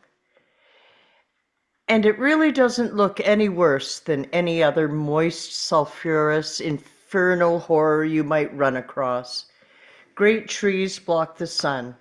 Wesley and Buttercup. Buttercup is clearly panicked, and maybe Wesley is too, but he moves jauntily along, sword in hand. You know, I'm kind of disappointed. It's not that bad. I'm not saying I'd like to build a summer home here, but the trees are actually quite lovely. The giant trees, thick and black-green, they look ominous as hell, and they shield all but intermittent stripes of sun. Cut to a giant spurt of flame, leaping up, preceded by a slight popping sound. And this particular spurt of flame misses Wesley, but Buttercup is suddenly on fire, at least the lower half of her is, and Wesley instantly diving at her, knocking her to the moist ground, throwing his own body over the flames, suffocating them. This isn't all that easy, and it causes him a bit of grief, but he does his best to sound as jaunty as before. Wesley helps her to her feet. She is dazed, and her panic has grown. He seems all excited. Well now, that was an adventure. He examines where the flames burst over her. Singed a bit, were you? He was, and he shakes his head no. No. She was, and she shakes her head no. Read the line over Buttercup there, Vicky. There's a, in the parentheses. Oh. Ah, she wasn't, and she shakes her head no. He was, and he shakes his head no. The swamp floor, and as there's another popping sound, we cut to Wesley grabbing Buttercup, pulling her aside to safety as another great spurt of flame suddenly pops up. One thing I will say, the fire swamp does keep you on your toes. Buttercup is frozen with fear. He takes her hand gently, leads her forward as we dissolve to the two of them, moving slowly along through a particularly dangerous part of the fire swamp. It's later now. The sun slants down at a slightly different angle. This will all gone, but be a happy memory because Robert's ship Revenge is anchored at the far end, and I, as you know, am Roberts. But how is that possible since he's been marauding 20 years and you only left me 5 years ago? I myself am often surprised at life's little quirks. You see, what I told you before about saying please was true. It intrigued Roberts, my saying please, as did my description of your beauty. Cut to exterior, the fire swamp, continuous. Some hideous vines. They look like they could be flesh-eating.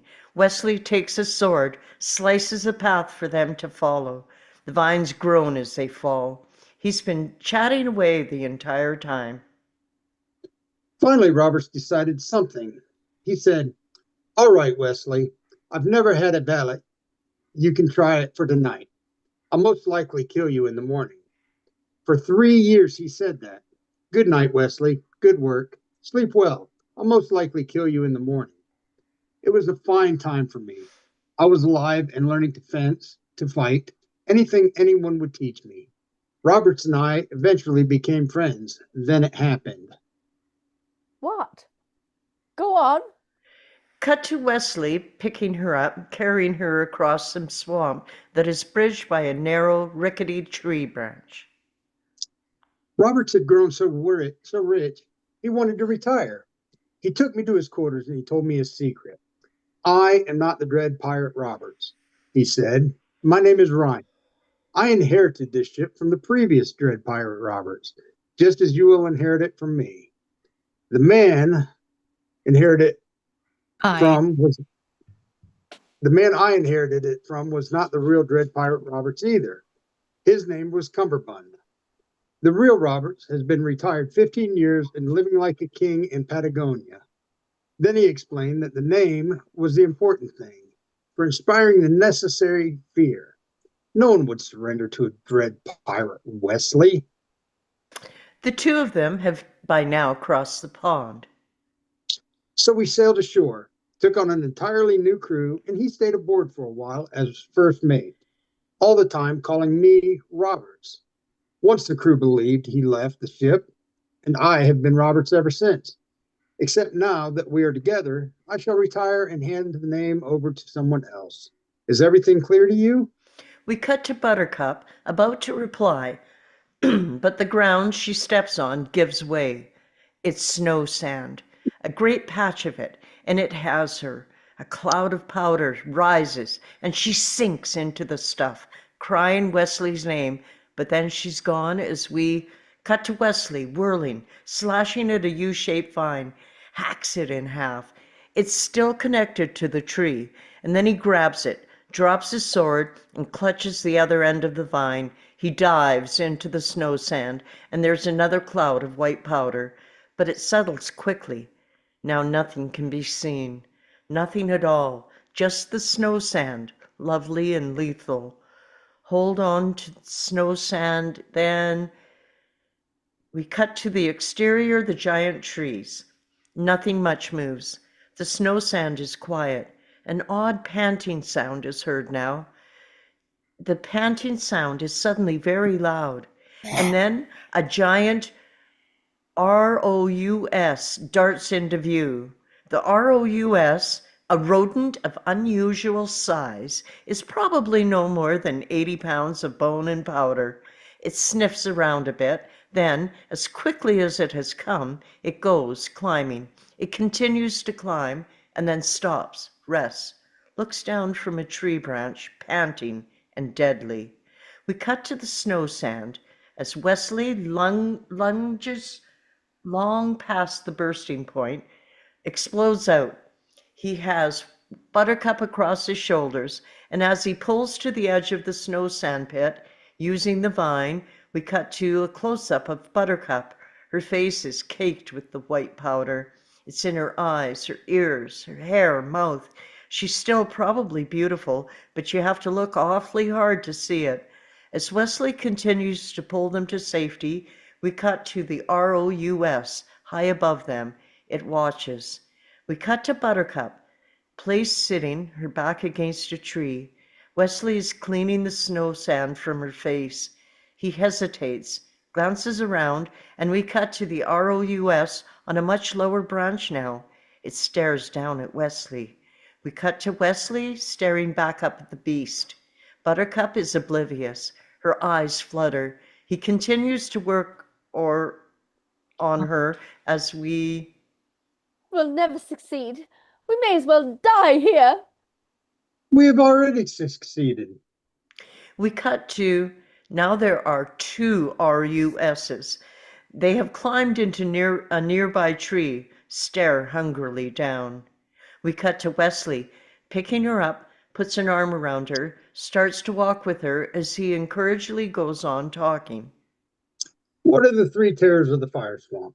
1, the flame spurts, no problem. There's a little popping sound preceding each. We can avoid that. 2, the snow sand. But you were clever enough to discover what it looks like, so in the future we can avoid that too. What about the ROUSs, Wesley? The rodents of unusual size? I don't think they exist. And as he says that, a third ROUS, one we haven't seen before, comes flying down at him from a tree branch, and we cut to Buttercup screaming, and we cut to the ROUS attacking Wesley's shoulder with his razor teeth, and blood begins to immediately flow, and we cut to Wesley with death close at hand as a popping sound starts. A flame spurt shooting skyward, and we cut to Wesley as with one desperate move, he rolls into the flame. But he has one of the ROUSs underneath him, and as the ROUS bursts into flames, he lets go, and Wesley rolls safely free, grabs his sword, and slashes the ROUS, which is trying to put itself out. The ROUS collapses dead. Wesley stands motionless, exhausted. The danger has passed. We cut to Buttercup, relieved. We cut to Wesley. He manages a smile. Suddenly a large thumping sound is heard. Wesley turns. We cut to an ROUS standing in front of him. After a beat, a second ROUS lands next to the first. Slowly they advance on Wesley. We cut to Wesley girding himself. We cut to the ROUSs advancing. Suddenly they break into a fierce charge. We cut to Wesley standing his ground.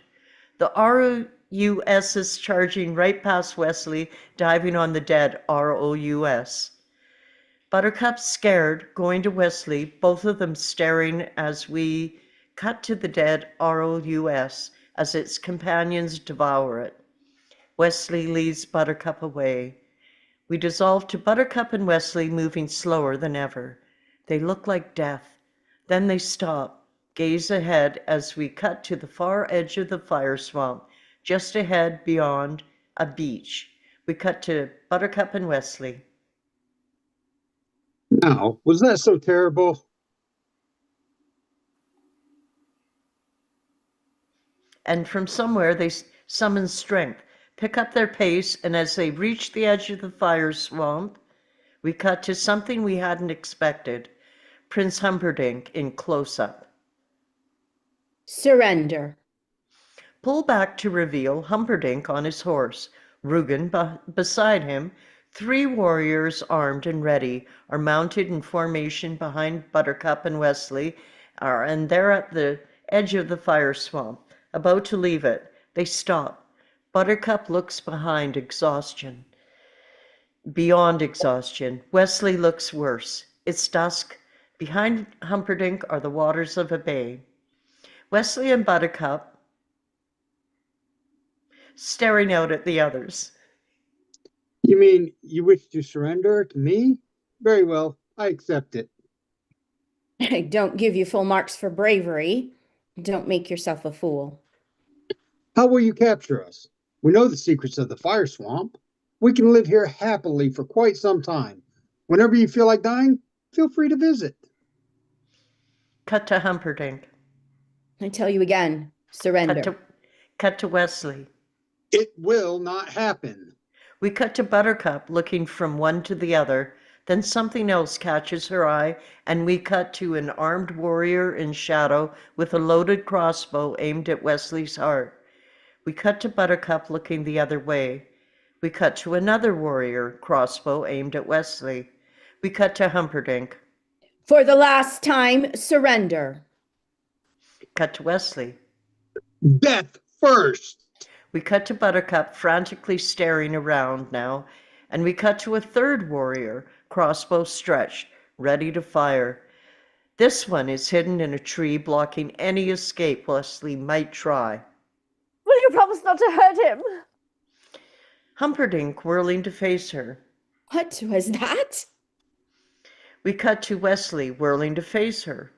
What was that? Cut to Buttercup talking to them both. If we surrender freely and without struggle, will you promise not to hurt this man?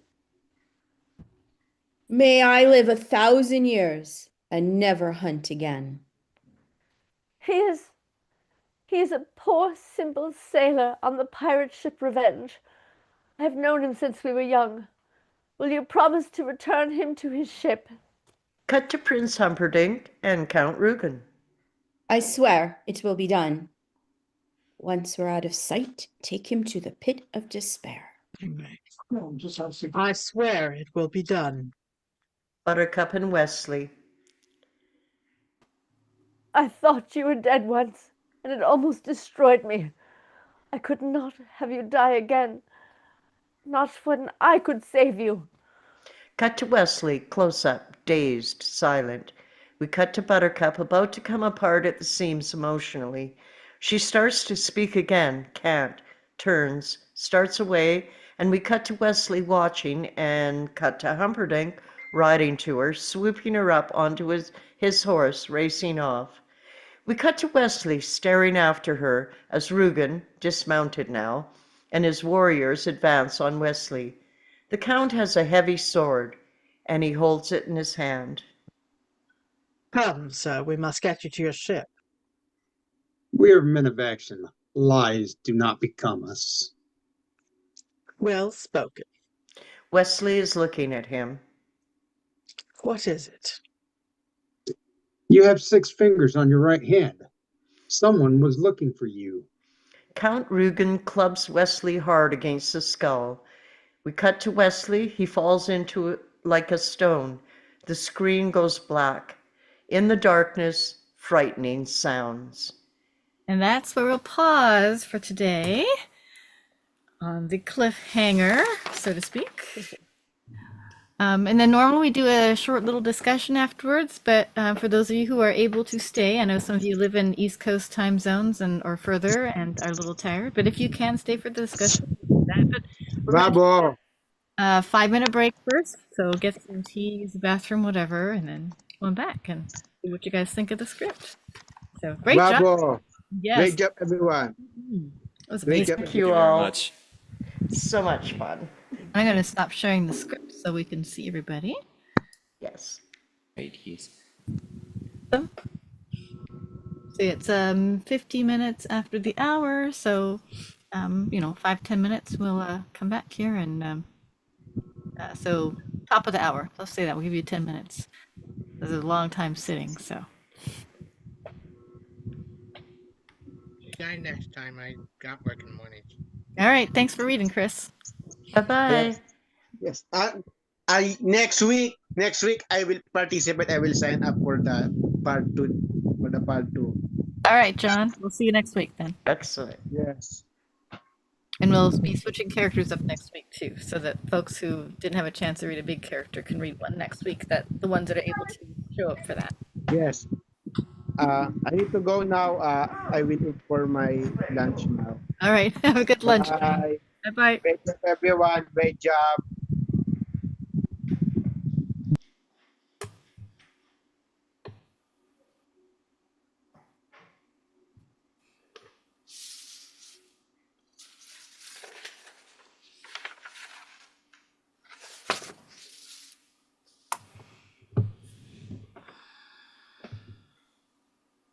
Because I'm 45 years old, you're 5. I don't have school in the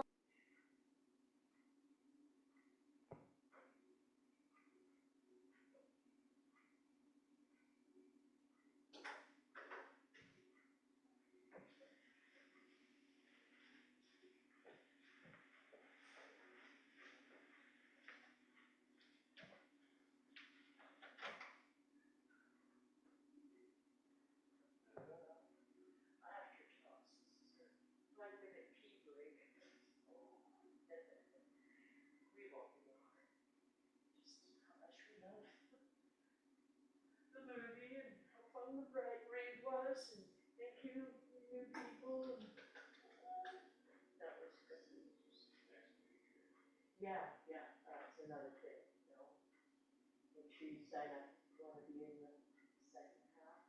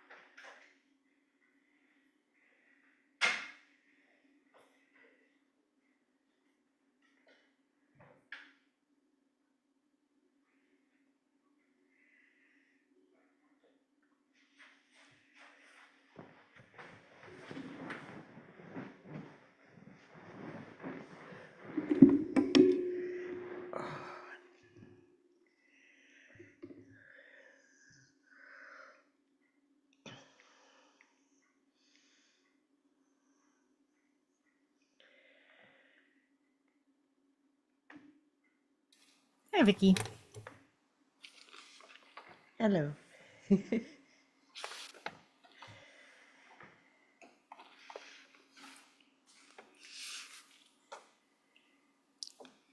Vizini B. That's Haley. Haley. All right.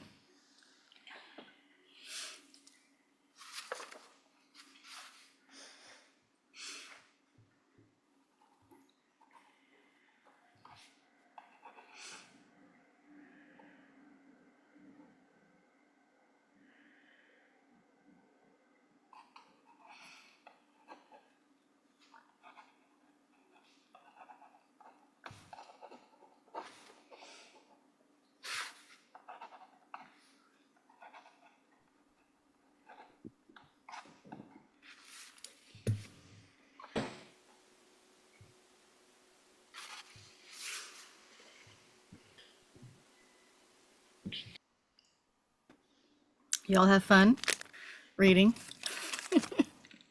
This is a great script. This was a good group. Oh yeah, there's a lot of professional or near professional actors in this one, so it always makes it nice. So yeah, it was a fun one. You guys put a lot of oomph. I had a coach once say, put some oomph into it. So you guys did a lot of oomph in there. It was nice. It was fun. I don't know, my hillbilly kind of comes out in me a little bit. Which is good for that swamp scene, though. You know, the whole hillbilly bravado scene comes out really well in that. Yeah, we don't know what part of the sea he's from, so I think it fits. Maybe he pretends to be British to put up a front, you know? Like the butler in Clue. I noticed one thing that was so interesting. It was different between the script and the book. When they do the like the Battle of Wits, it's not that he poisons the wine, it's that it's an inhalant poison. So when he goes, here, sniff this, that's when he actually gets poisoned, and then he's Yep. like sitting there waiting for him to die. Oh, yeah. So since this is a really large group, I am going to make a recommendation, otherwise we don't all end up chatting over each other because of the nature of Zoom. I've got a couple questions I'm going to ask you guys here, and differences is one of the things we're going to talk about too. But if you wanted to say something, if you can put your name in the chat, and then I can kind of make a little list here so that, you know, I can kind of go in order so we're not all trying to jump in all at once. As a small group, sometimes I don't really mind if you guys all chat, and then but this size group, it makes it flow much easier if you want to put your name in there, and then I'll call you guys in. And then when it is your turn, again, try not to, like, you know, go on for like 10 minutes, right? Say your piece and then. Well, and Sherry, I thought it was a slow poison that he poisoned both cubs and he developed an immunity to it. So did That's you get what that? they say. That's what they say in the film script, but in the book, it's like it's the inhalant. Oh, I've never read the book, so. Mm-hmm.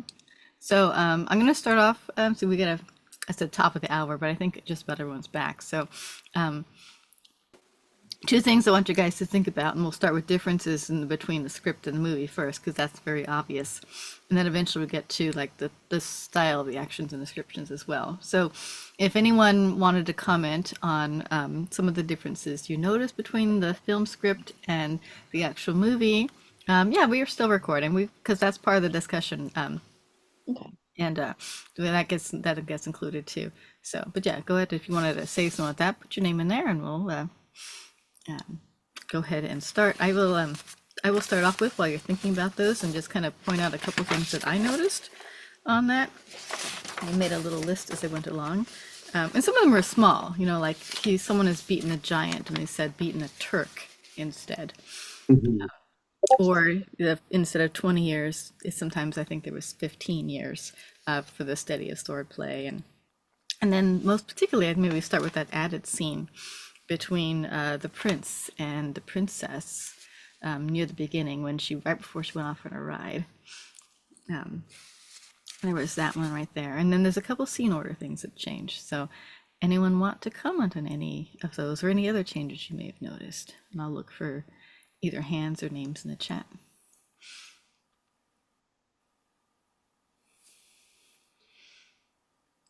Heather, is that a hand up? No, I'm just Okay. tired. Sorry. Yeah, all right. My eyes. Vicky. I noticed there was no booer. Boo, boo, bow down to the. Yeah, that one. Yeah, I missed her. Not till part 2. Yeah, she comes in later in this later on after Oh. he returns. Well, there you go.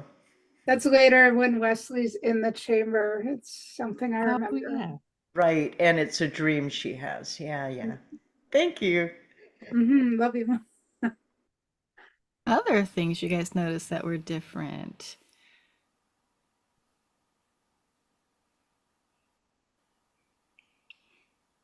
Some of them might be kind of small. Like the discussion that she and Humperdinck have, like, you know, before she goes riding, like they don't show that in the actual movie. Like she just goes riding, and there's no discussion in the movie. It's probably in a deleted scene. I'd have to check my DVDs because yes, I do have DVDs. Don't start into how old I am. Because I already know my birthday's coming up soon, actually this month. But yeah, they don't show that one discussion. So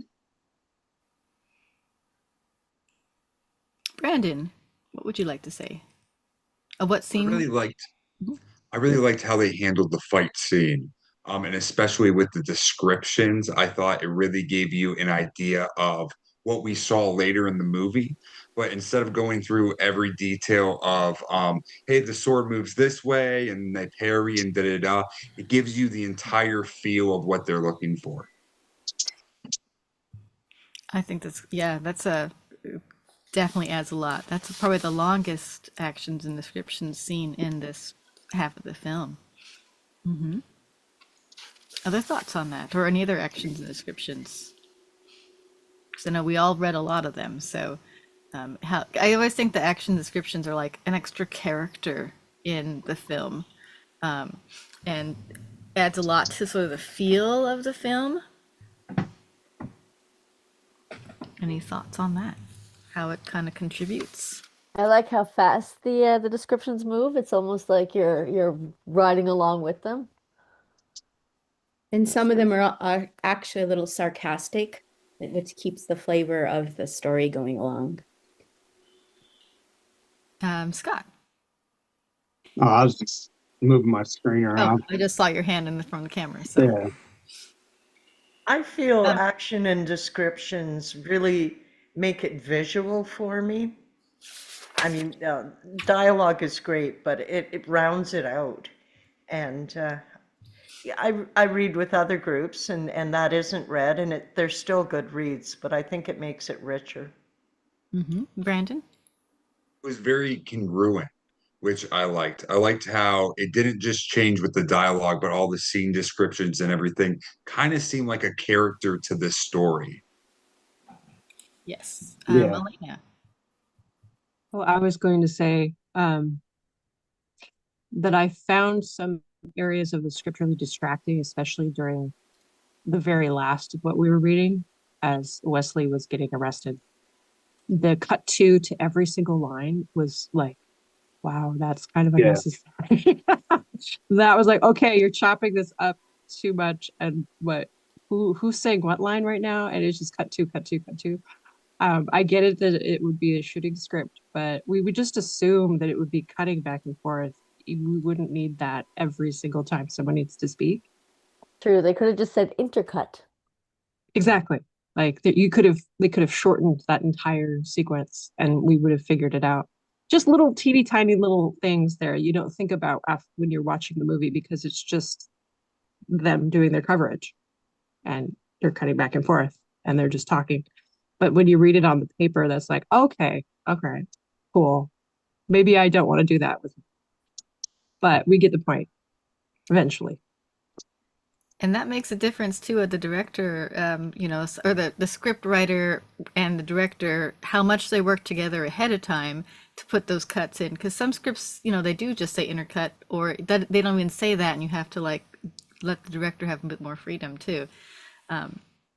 So it totally depends on how much the script writer wants to have control of the camera, versus letting the director have control of the camera. And I'm going to say this is my first table read ever.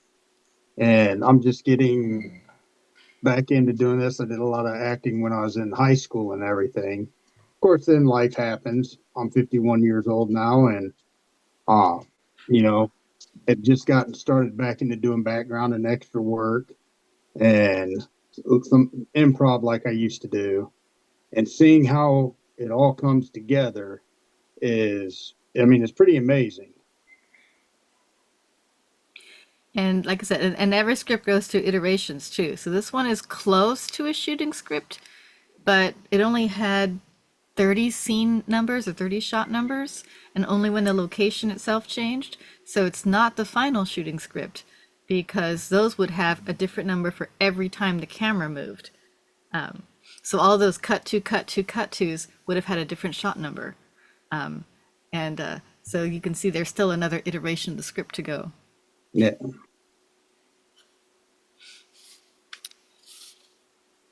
How about the fact this is based on a book? Has anyone read? So someone said they read the book. Who was that? I have. That's what I was just going to I have. mention. Scott has. Oh, and Marlo has, and Lisa has. Wow, that's a lot. Good So book. I would love to hear you guys' thoughts on the book versus the script or the film. I have something to say here. Sure, I found it really interesting how the movie sets it up like it's a grandpa and a child that are reading the story together, whereas in the book it is the author searching for a book from S. Morgenstern for his two daughters, a princess and a bride, and he like goes through the location that he's in trying to find this particular book, and I find that a really sweet journey, that it's a story he's trying to retell his kids from memory, but he can't quite remember it, so he tries to find the original. Yeah. See, with the book, I actually watched the movie before I read the book. So don't get me wrong, Princess Bride is still one of my all-time favorite movies. But reading the book, it leaves so much more to the imagination in it than what the movie did. It left a lot of the scenes in there, especially like between Wesley and Buttercup. Just the emotion in it, it left so much more. How do I want to put this? In the book, he felt like there was more of a love and connection than what it showed in the movie, just by the descriptors in it. That's interesting. Other comments? I'm looking for hands or names. In the I chat. am getting tired, and Okay. I do need to dip out because I've got a very busy couple of days coming. All right, Heather, thanks for reading with us. Maybe you can make it next Thank week. you, Heather. Yes, the film coming up I mentioned, I will post information about that, and I hope you all take part because it's for a good cause. It's for food banks in North America. Anyway. Cool. Put it on our. And I will have more news that I can't share just yet because NDAs, but love you all. All right. Good night, Heather. Right. Bye-bye. Nice meeting all of you. Great. Nice seeing, Good night. Yes, thank you. Good seeing you again. Those I've seen, and nice meeting all of you. Those who I haven't met. Night. Good night. Bye. Live long and prosper. Bye. Let's see, Elena. Oh, I wanted to make another comment, but not about the book versus the script. I just wanted to say, oops, sorry, I had a Mystery Science Theater 3000 moment on one line because I got confused. I was like, why are we repeating this? I'd forgotten that when the grandpa restarts the story, he goes back to the previous line and then it begins again and there's a voiceover and then they transition. I was so caught up in it. I felt like I was watching the movie and then suddenly my brain just went and I got myself lost and I'm like, sorry guys. But I think that's the power of the story itself and the writing. Like I felt like I was watching the movie in my head and I was like an audience member out loud, even though I should have been focusing. So Well, I bet the same thing happened to the actor reading the table read the first time too. Like I already said that line. yeah, I'm like, what's going on? Like, oops, I said that out loud. I'm sorry. I broke the fourth wall. Oh, that's fine. They do that all the time here. Yeah. But that's I love the story so much and I was so caught up in it that I found myself excited to read the action lines because you don't actually hear the dialogue of the writer as you're watching the film, especially the sword fighting scene, because we all know that Bob Anderson did all the choreography. It was supposed to be this momentous, amazing choreography, and it was fantastic on screen, but you never actually got to see the description of how it was supposed to feel. So when I was reading that, I just felt like I was watching the movie again for the first time. It just made me giggle. I love the fact that it says the second greatest sword fight ever. The second greatest sword fight. You don't get that in the movie. It's so specific. Yeah. Anyway. I love the descriptions of Buttercup when they're always like, she's a little bit tousled, but she's still the most beautiful woman in the world. Never brushes her hair, but she's still gorgeous.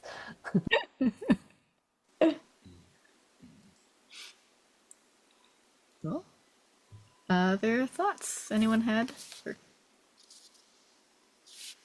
comments? Am I blanking out on a snow sand? Like in the fire swamp, was there a different third element or something in there? Or what am I? I'm tripping up a little bit. It's called lightning sand in the film. Yeah. And yeah, they just had the three. They had the fire spurt, the lightning sand, and the ROUSs. Those were the three. Although the ROUS scene was different too, wasn't it? Yeah, I don't remember them attacking the dead body. Don't they attack him again? Mm-hmm. Yeah. Yeah, the ROU's cannibalism is not in the film. Yeah, No. And repeating RUS is a tongue twister, evidently.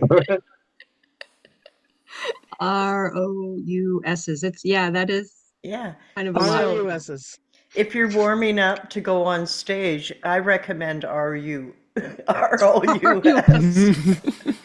just repeat it over and over. I'm gonna do that for my next production. Or Mickey Mouse. That one works too. Mickey Mouse? Yeah.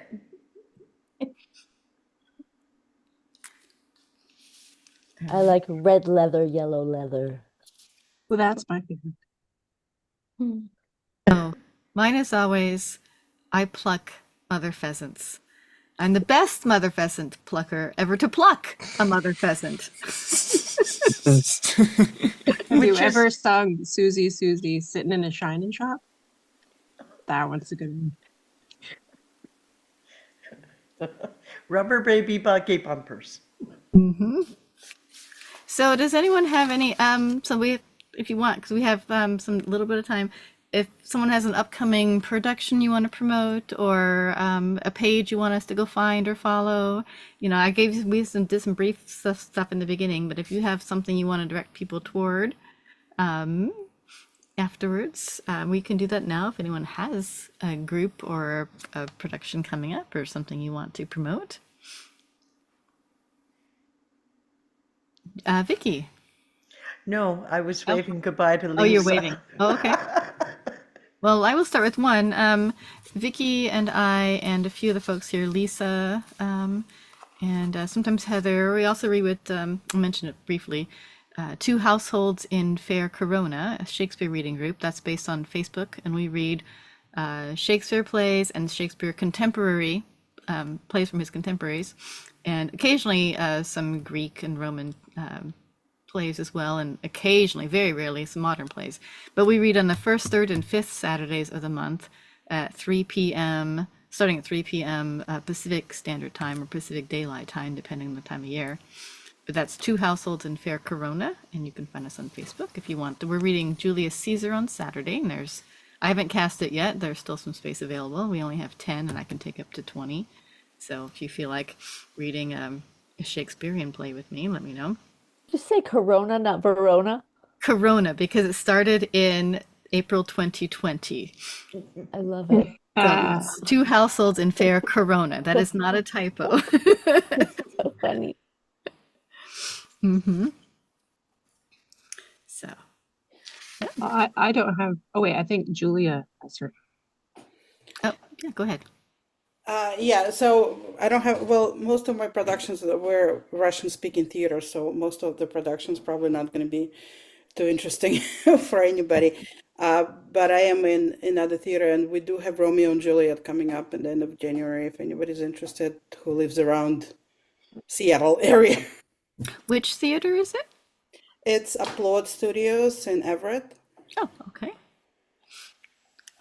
Jackie, did you want to promote your show coming up? You've shows. you have several, I think. Oh, so many. I can, I guess.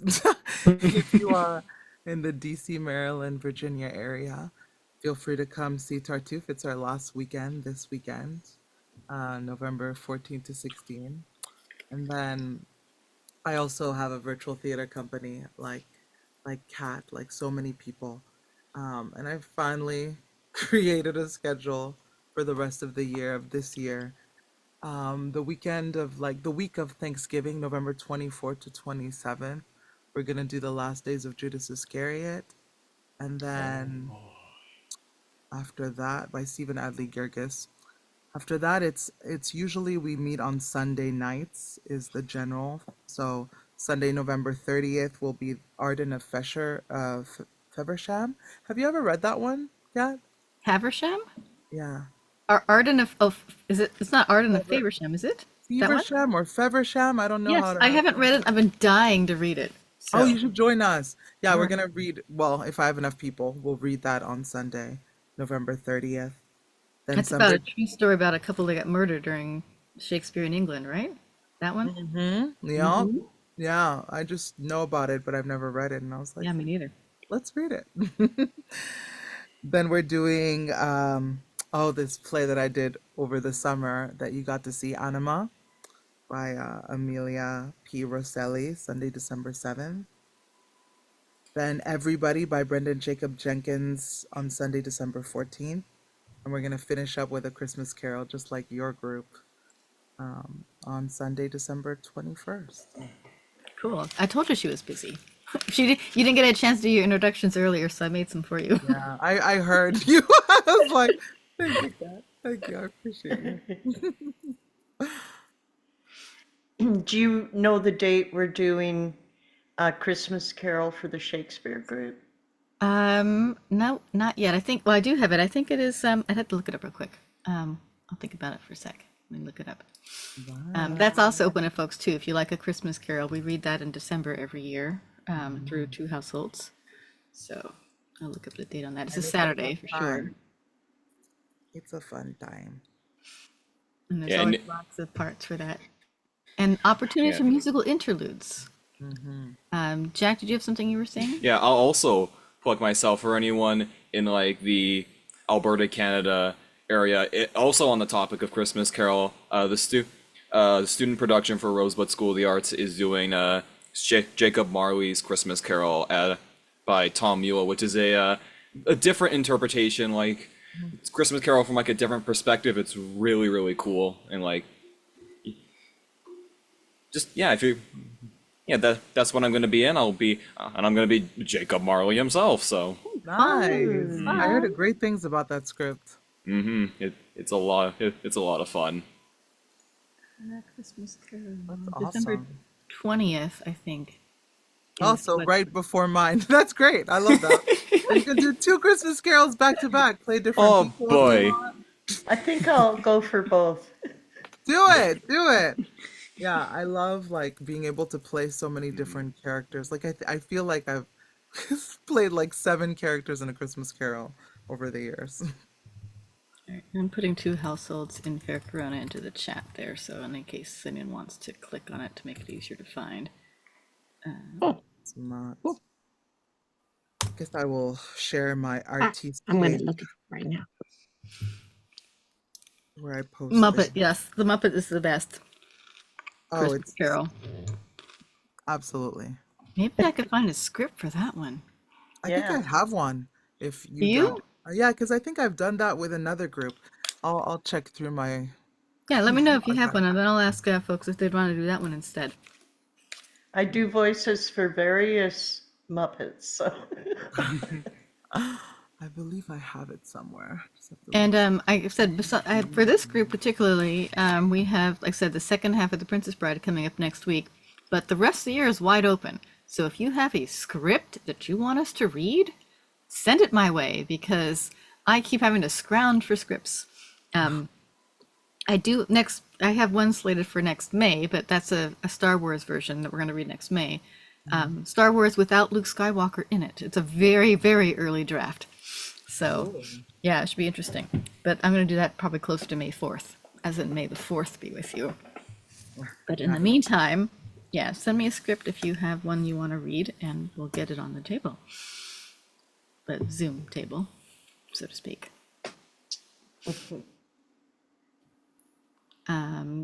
Who's Count Rugen? Marlo, you said you have a Christmas Carol script for the Muppets? I do, yeah. I've done it with another group. Oh, awesome. Yeah. if you So could I'm send just us- looking for it.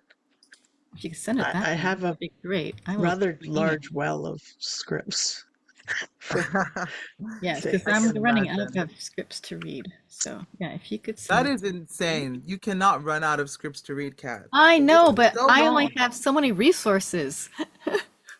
Like Gutenberg has a million bajillion plays that you haven't done yet, including That Arden that of is Feversham. that is true, but we're looking for mostly screenplays Oh, and screenplays. yeah, That's true. Oh, or television. You know. Yeah, TV series also. I have a Those- friend who like has a website that he uses because like I teach acting and we do scene work and monologue work, and he has like a bajillion. Get I'll him to ask him. join here and get him to send me some scripts. Oh, he's so busy. He lives in LA.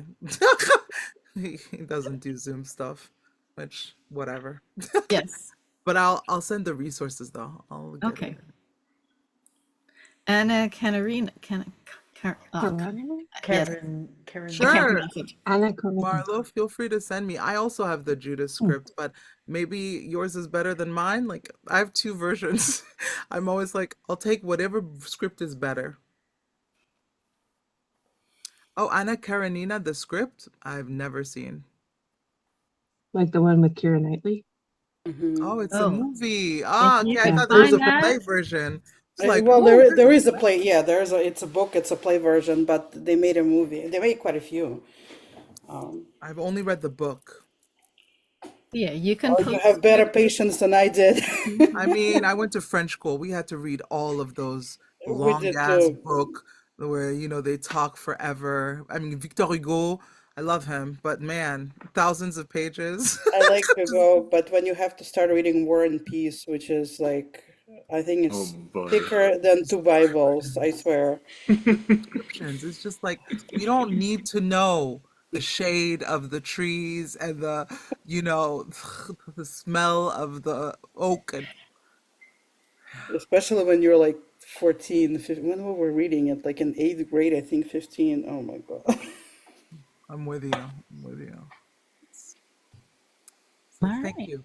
But no thank you. And then yeah, so you can post scripts on the Table Read Tuesdays group or email them to me. I'm not going to say my email address out loud, but I will put it in the chat. So How did everyone find Table Read Tuesdays? well, 'Cause, that's yeah, good. like, That's a good this was question because I posted all over the place. I know. I was like, wow, Kat, look at you. I was here around like I've heard about it like 2022 when they were doing I think it was Wreck-It Ralph was the first one I did. So like Yep. yeah, was interested in it, and I just had some time over the summer, so decided to join and have done a few here and there, and yeah, it's just a lot of fun. Always fun reading with you. I've been in the group from the beginning. I was invited by two people created the group. I won't say their last names, Jacob and Angel, and I'm friends with Angel. So yeah, I was invited right at the start, and I've been in almost all of them. I think I've missed like maybe half a dozen over the last 4 years. Yes, Vicky's our longtime reader. She's read more than anybody. Yeah, I found you on the, was it the Pacific Northwest Screenwriters Group, I think. And this is my first one. So I'm excited. I want to come back and do it again. How about Julia? Which I think it was in Seattle Filmmakers. I actually don't remember. I have so many of those Seattle local filmmakers. A lot of 48 because we do a lot of 48 movies festivals. So I'm like all over those groups. In one of those for sure. Marlo, how about you? Do you remember where you found the announcement? I think when you were looking people specifically for Princess Bride, Kat posted in one of the other groups I'm in. I think it might have been OK Zoomer, could have been another one. I don't really know, but I just saw new group and Princess Bride, and I was like, I'm on it. So,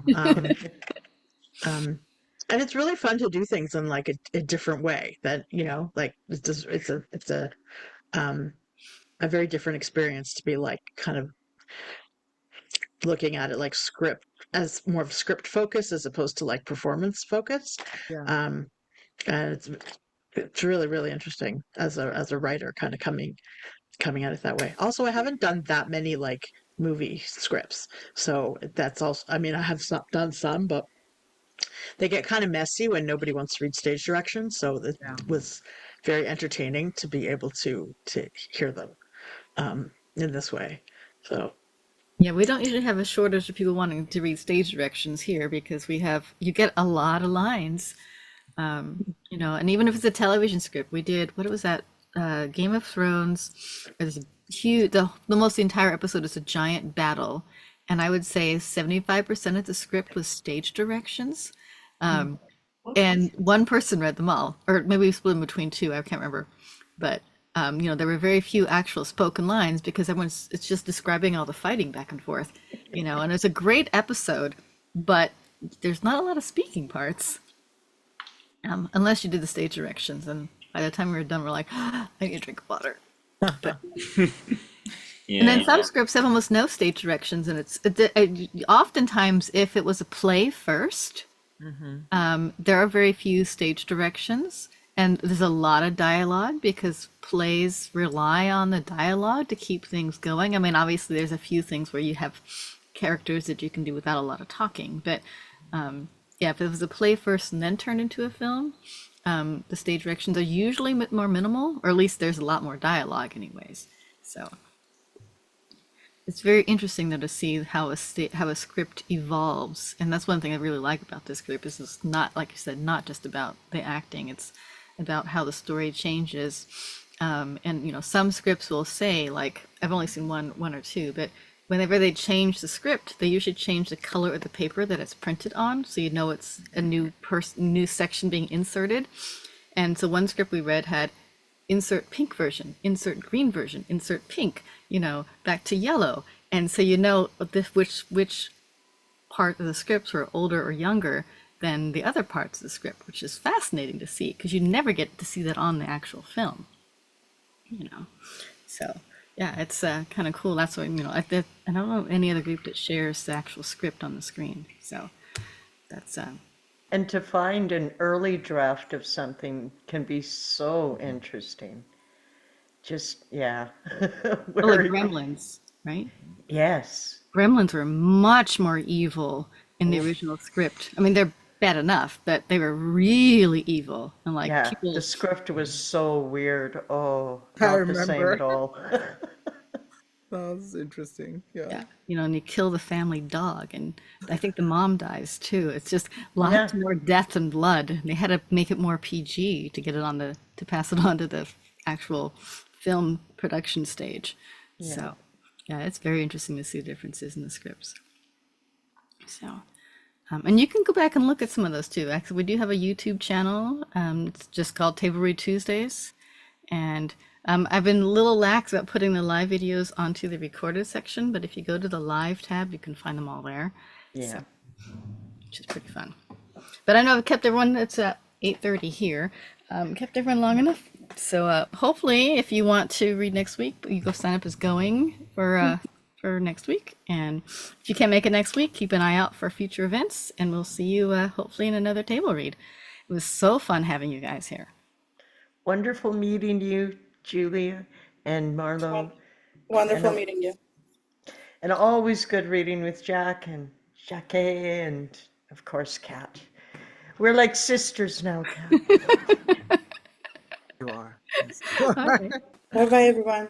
Good night. Good night. Have fun storming the castle. Think they'll make it? Oh, it would take a miracle. Goodbye. Bye-bye.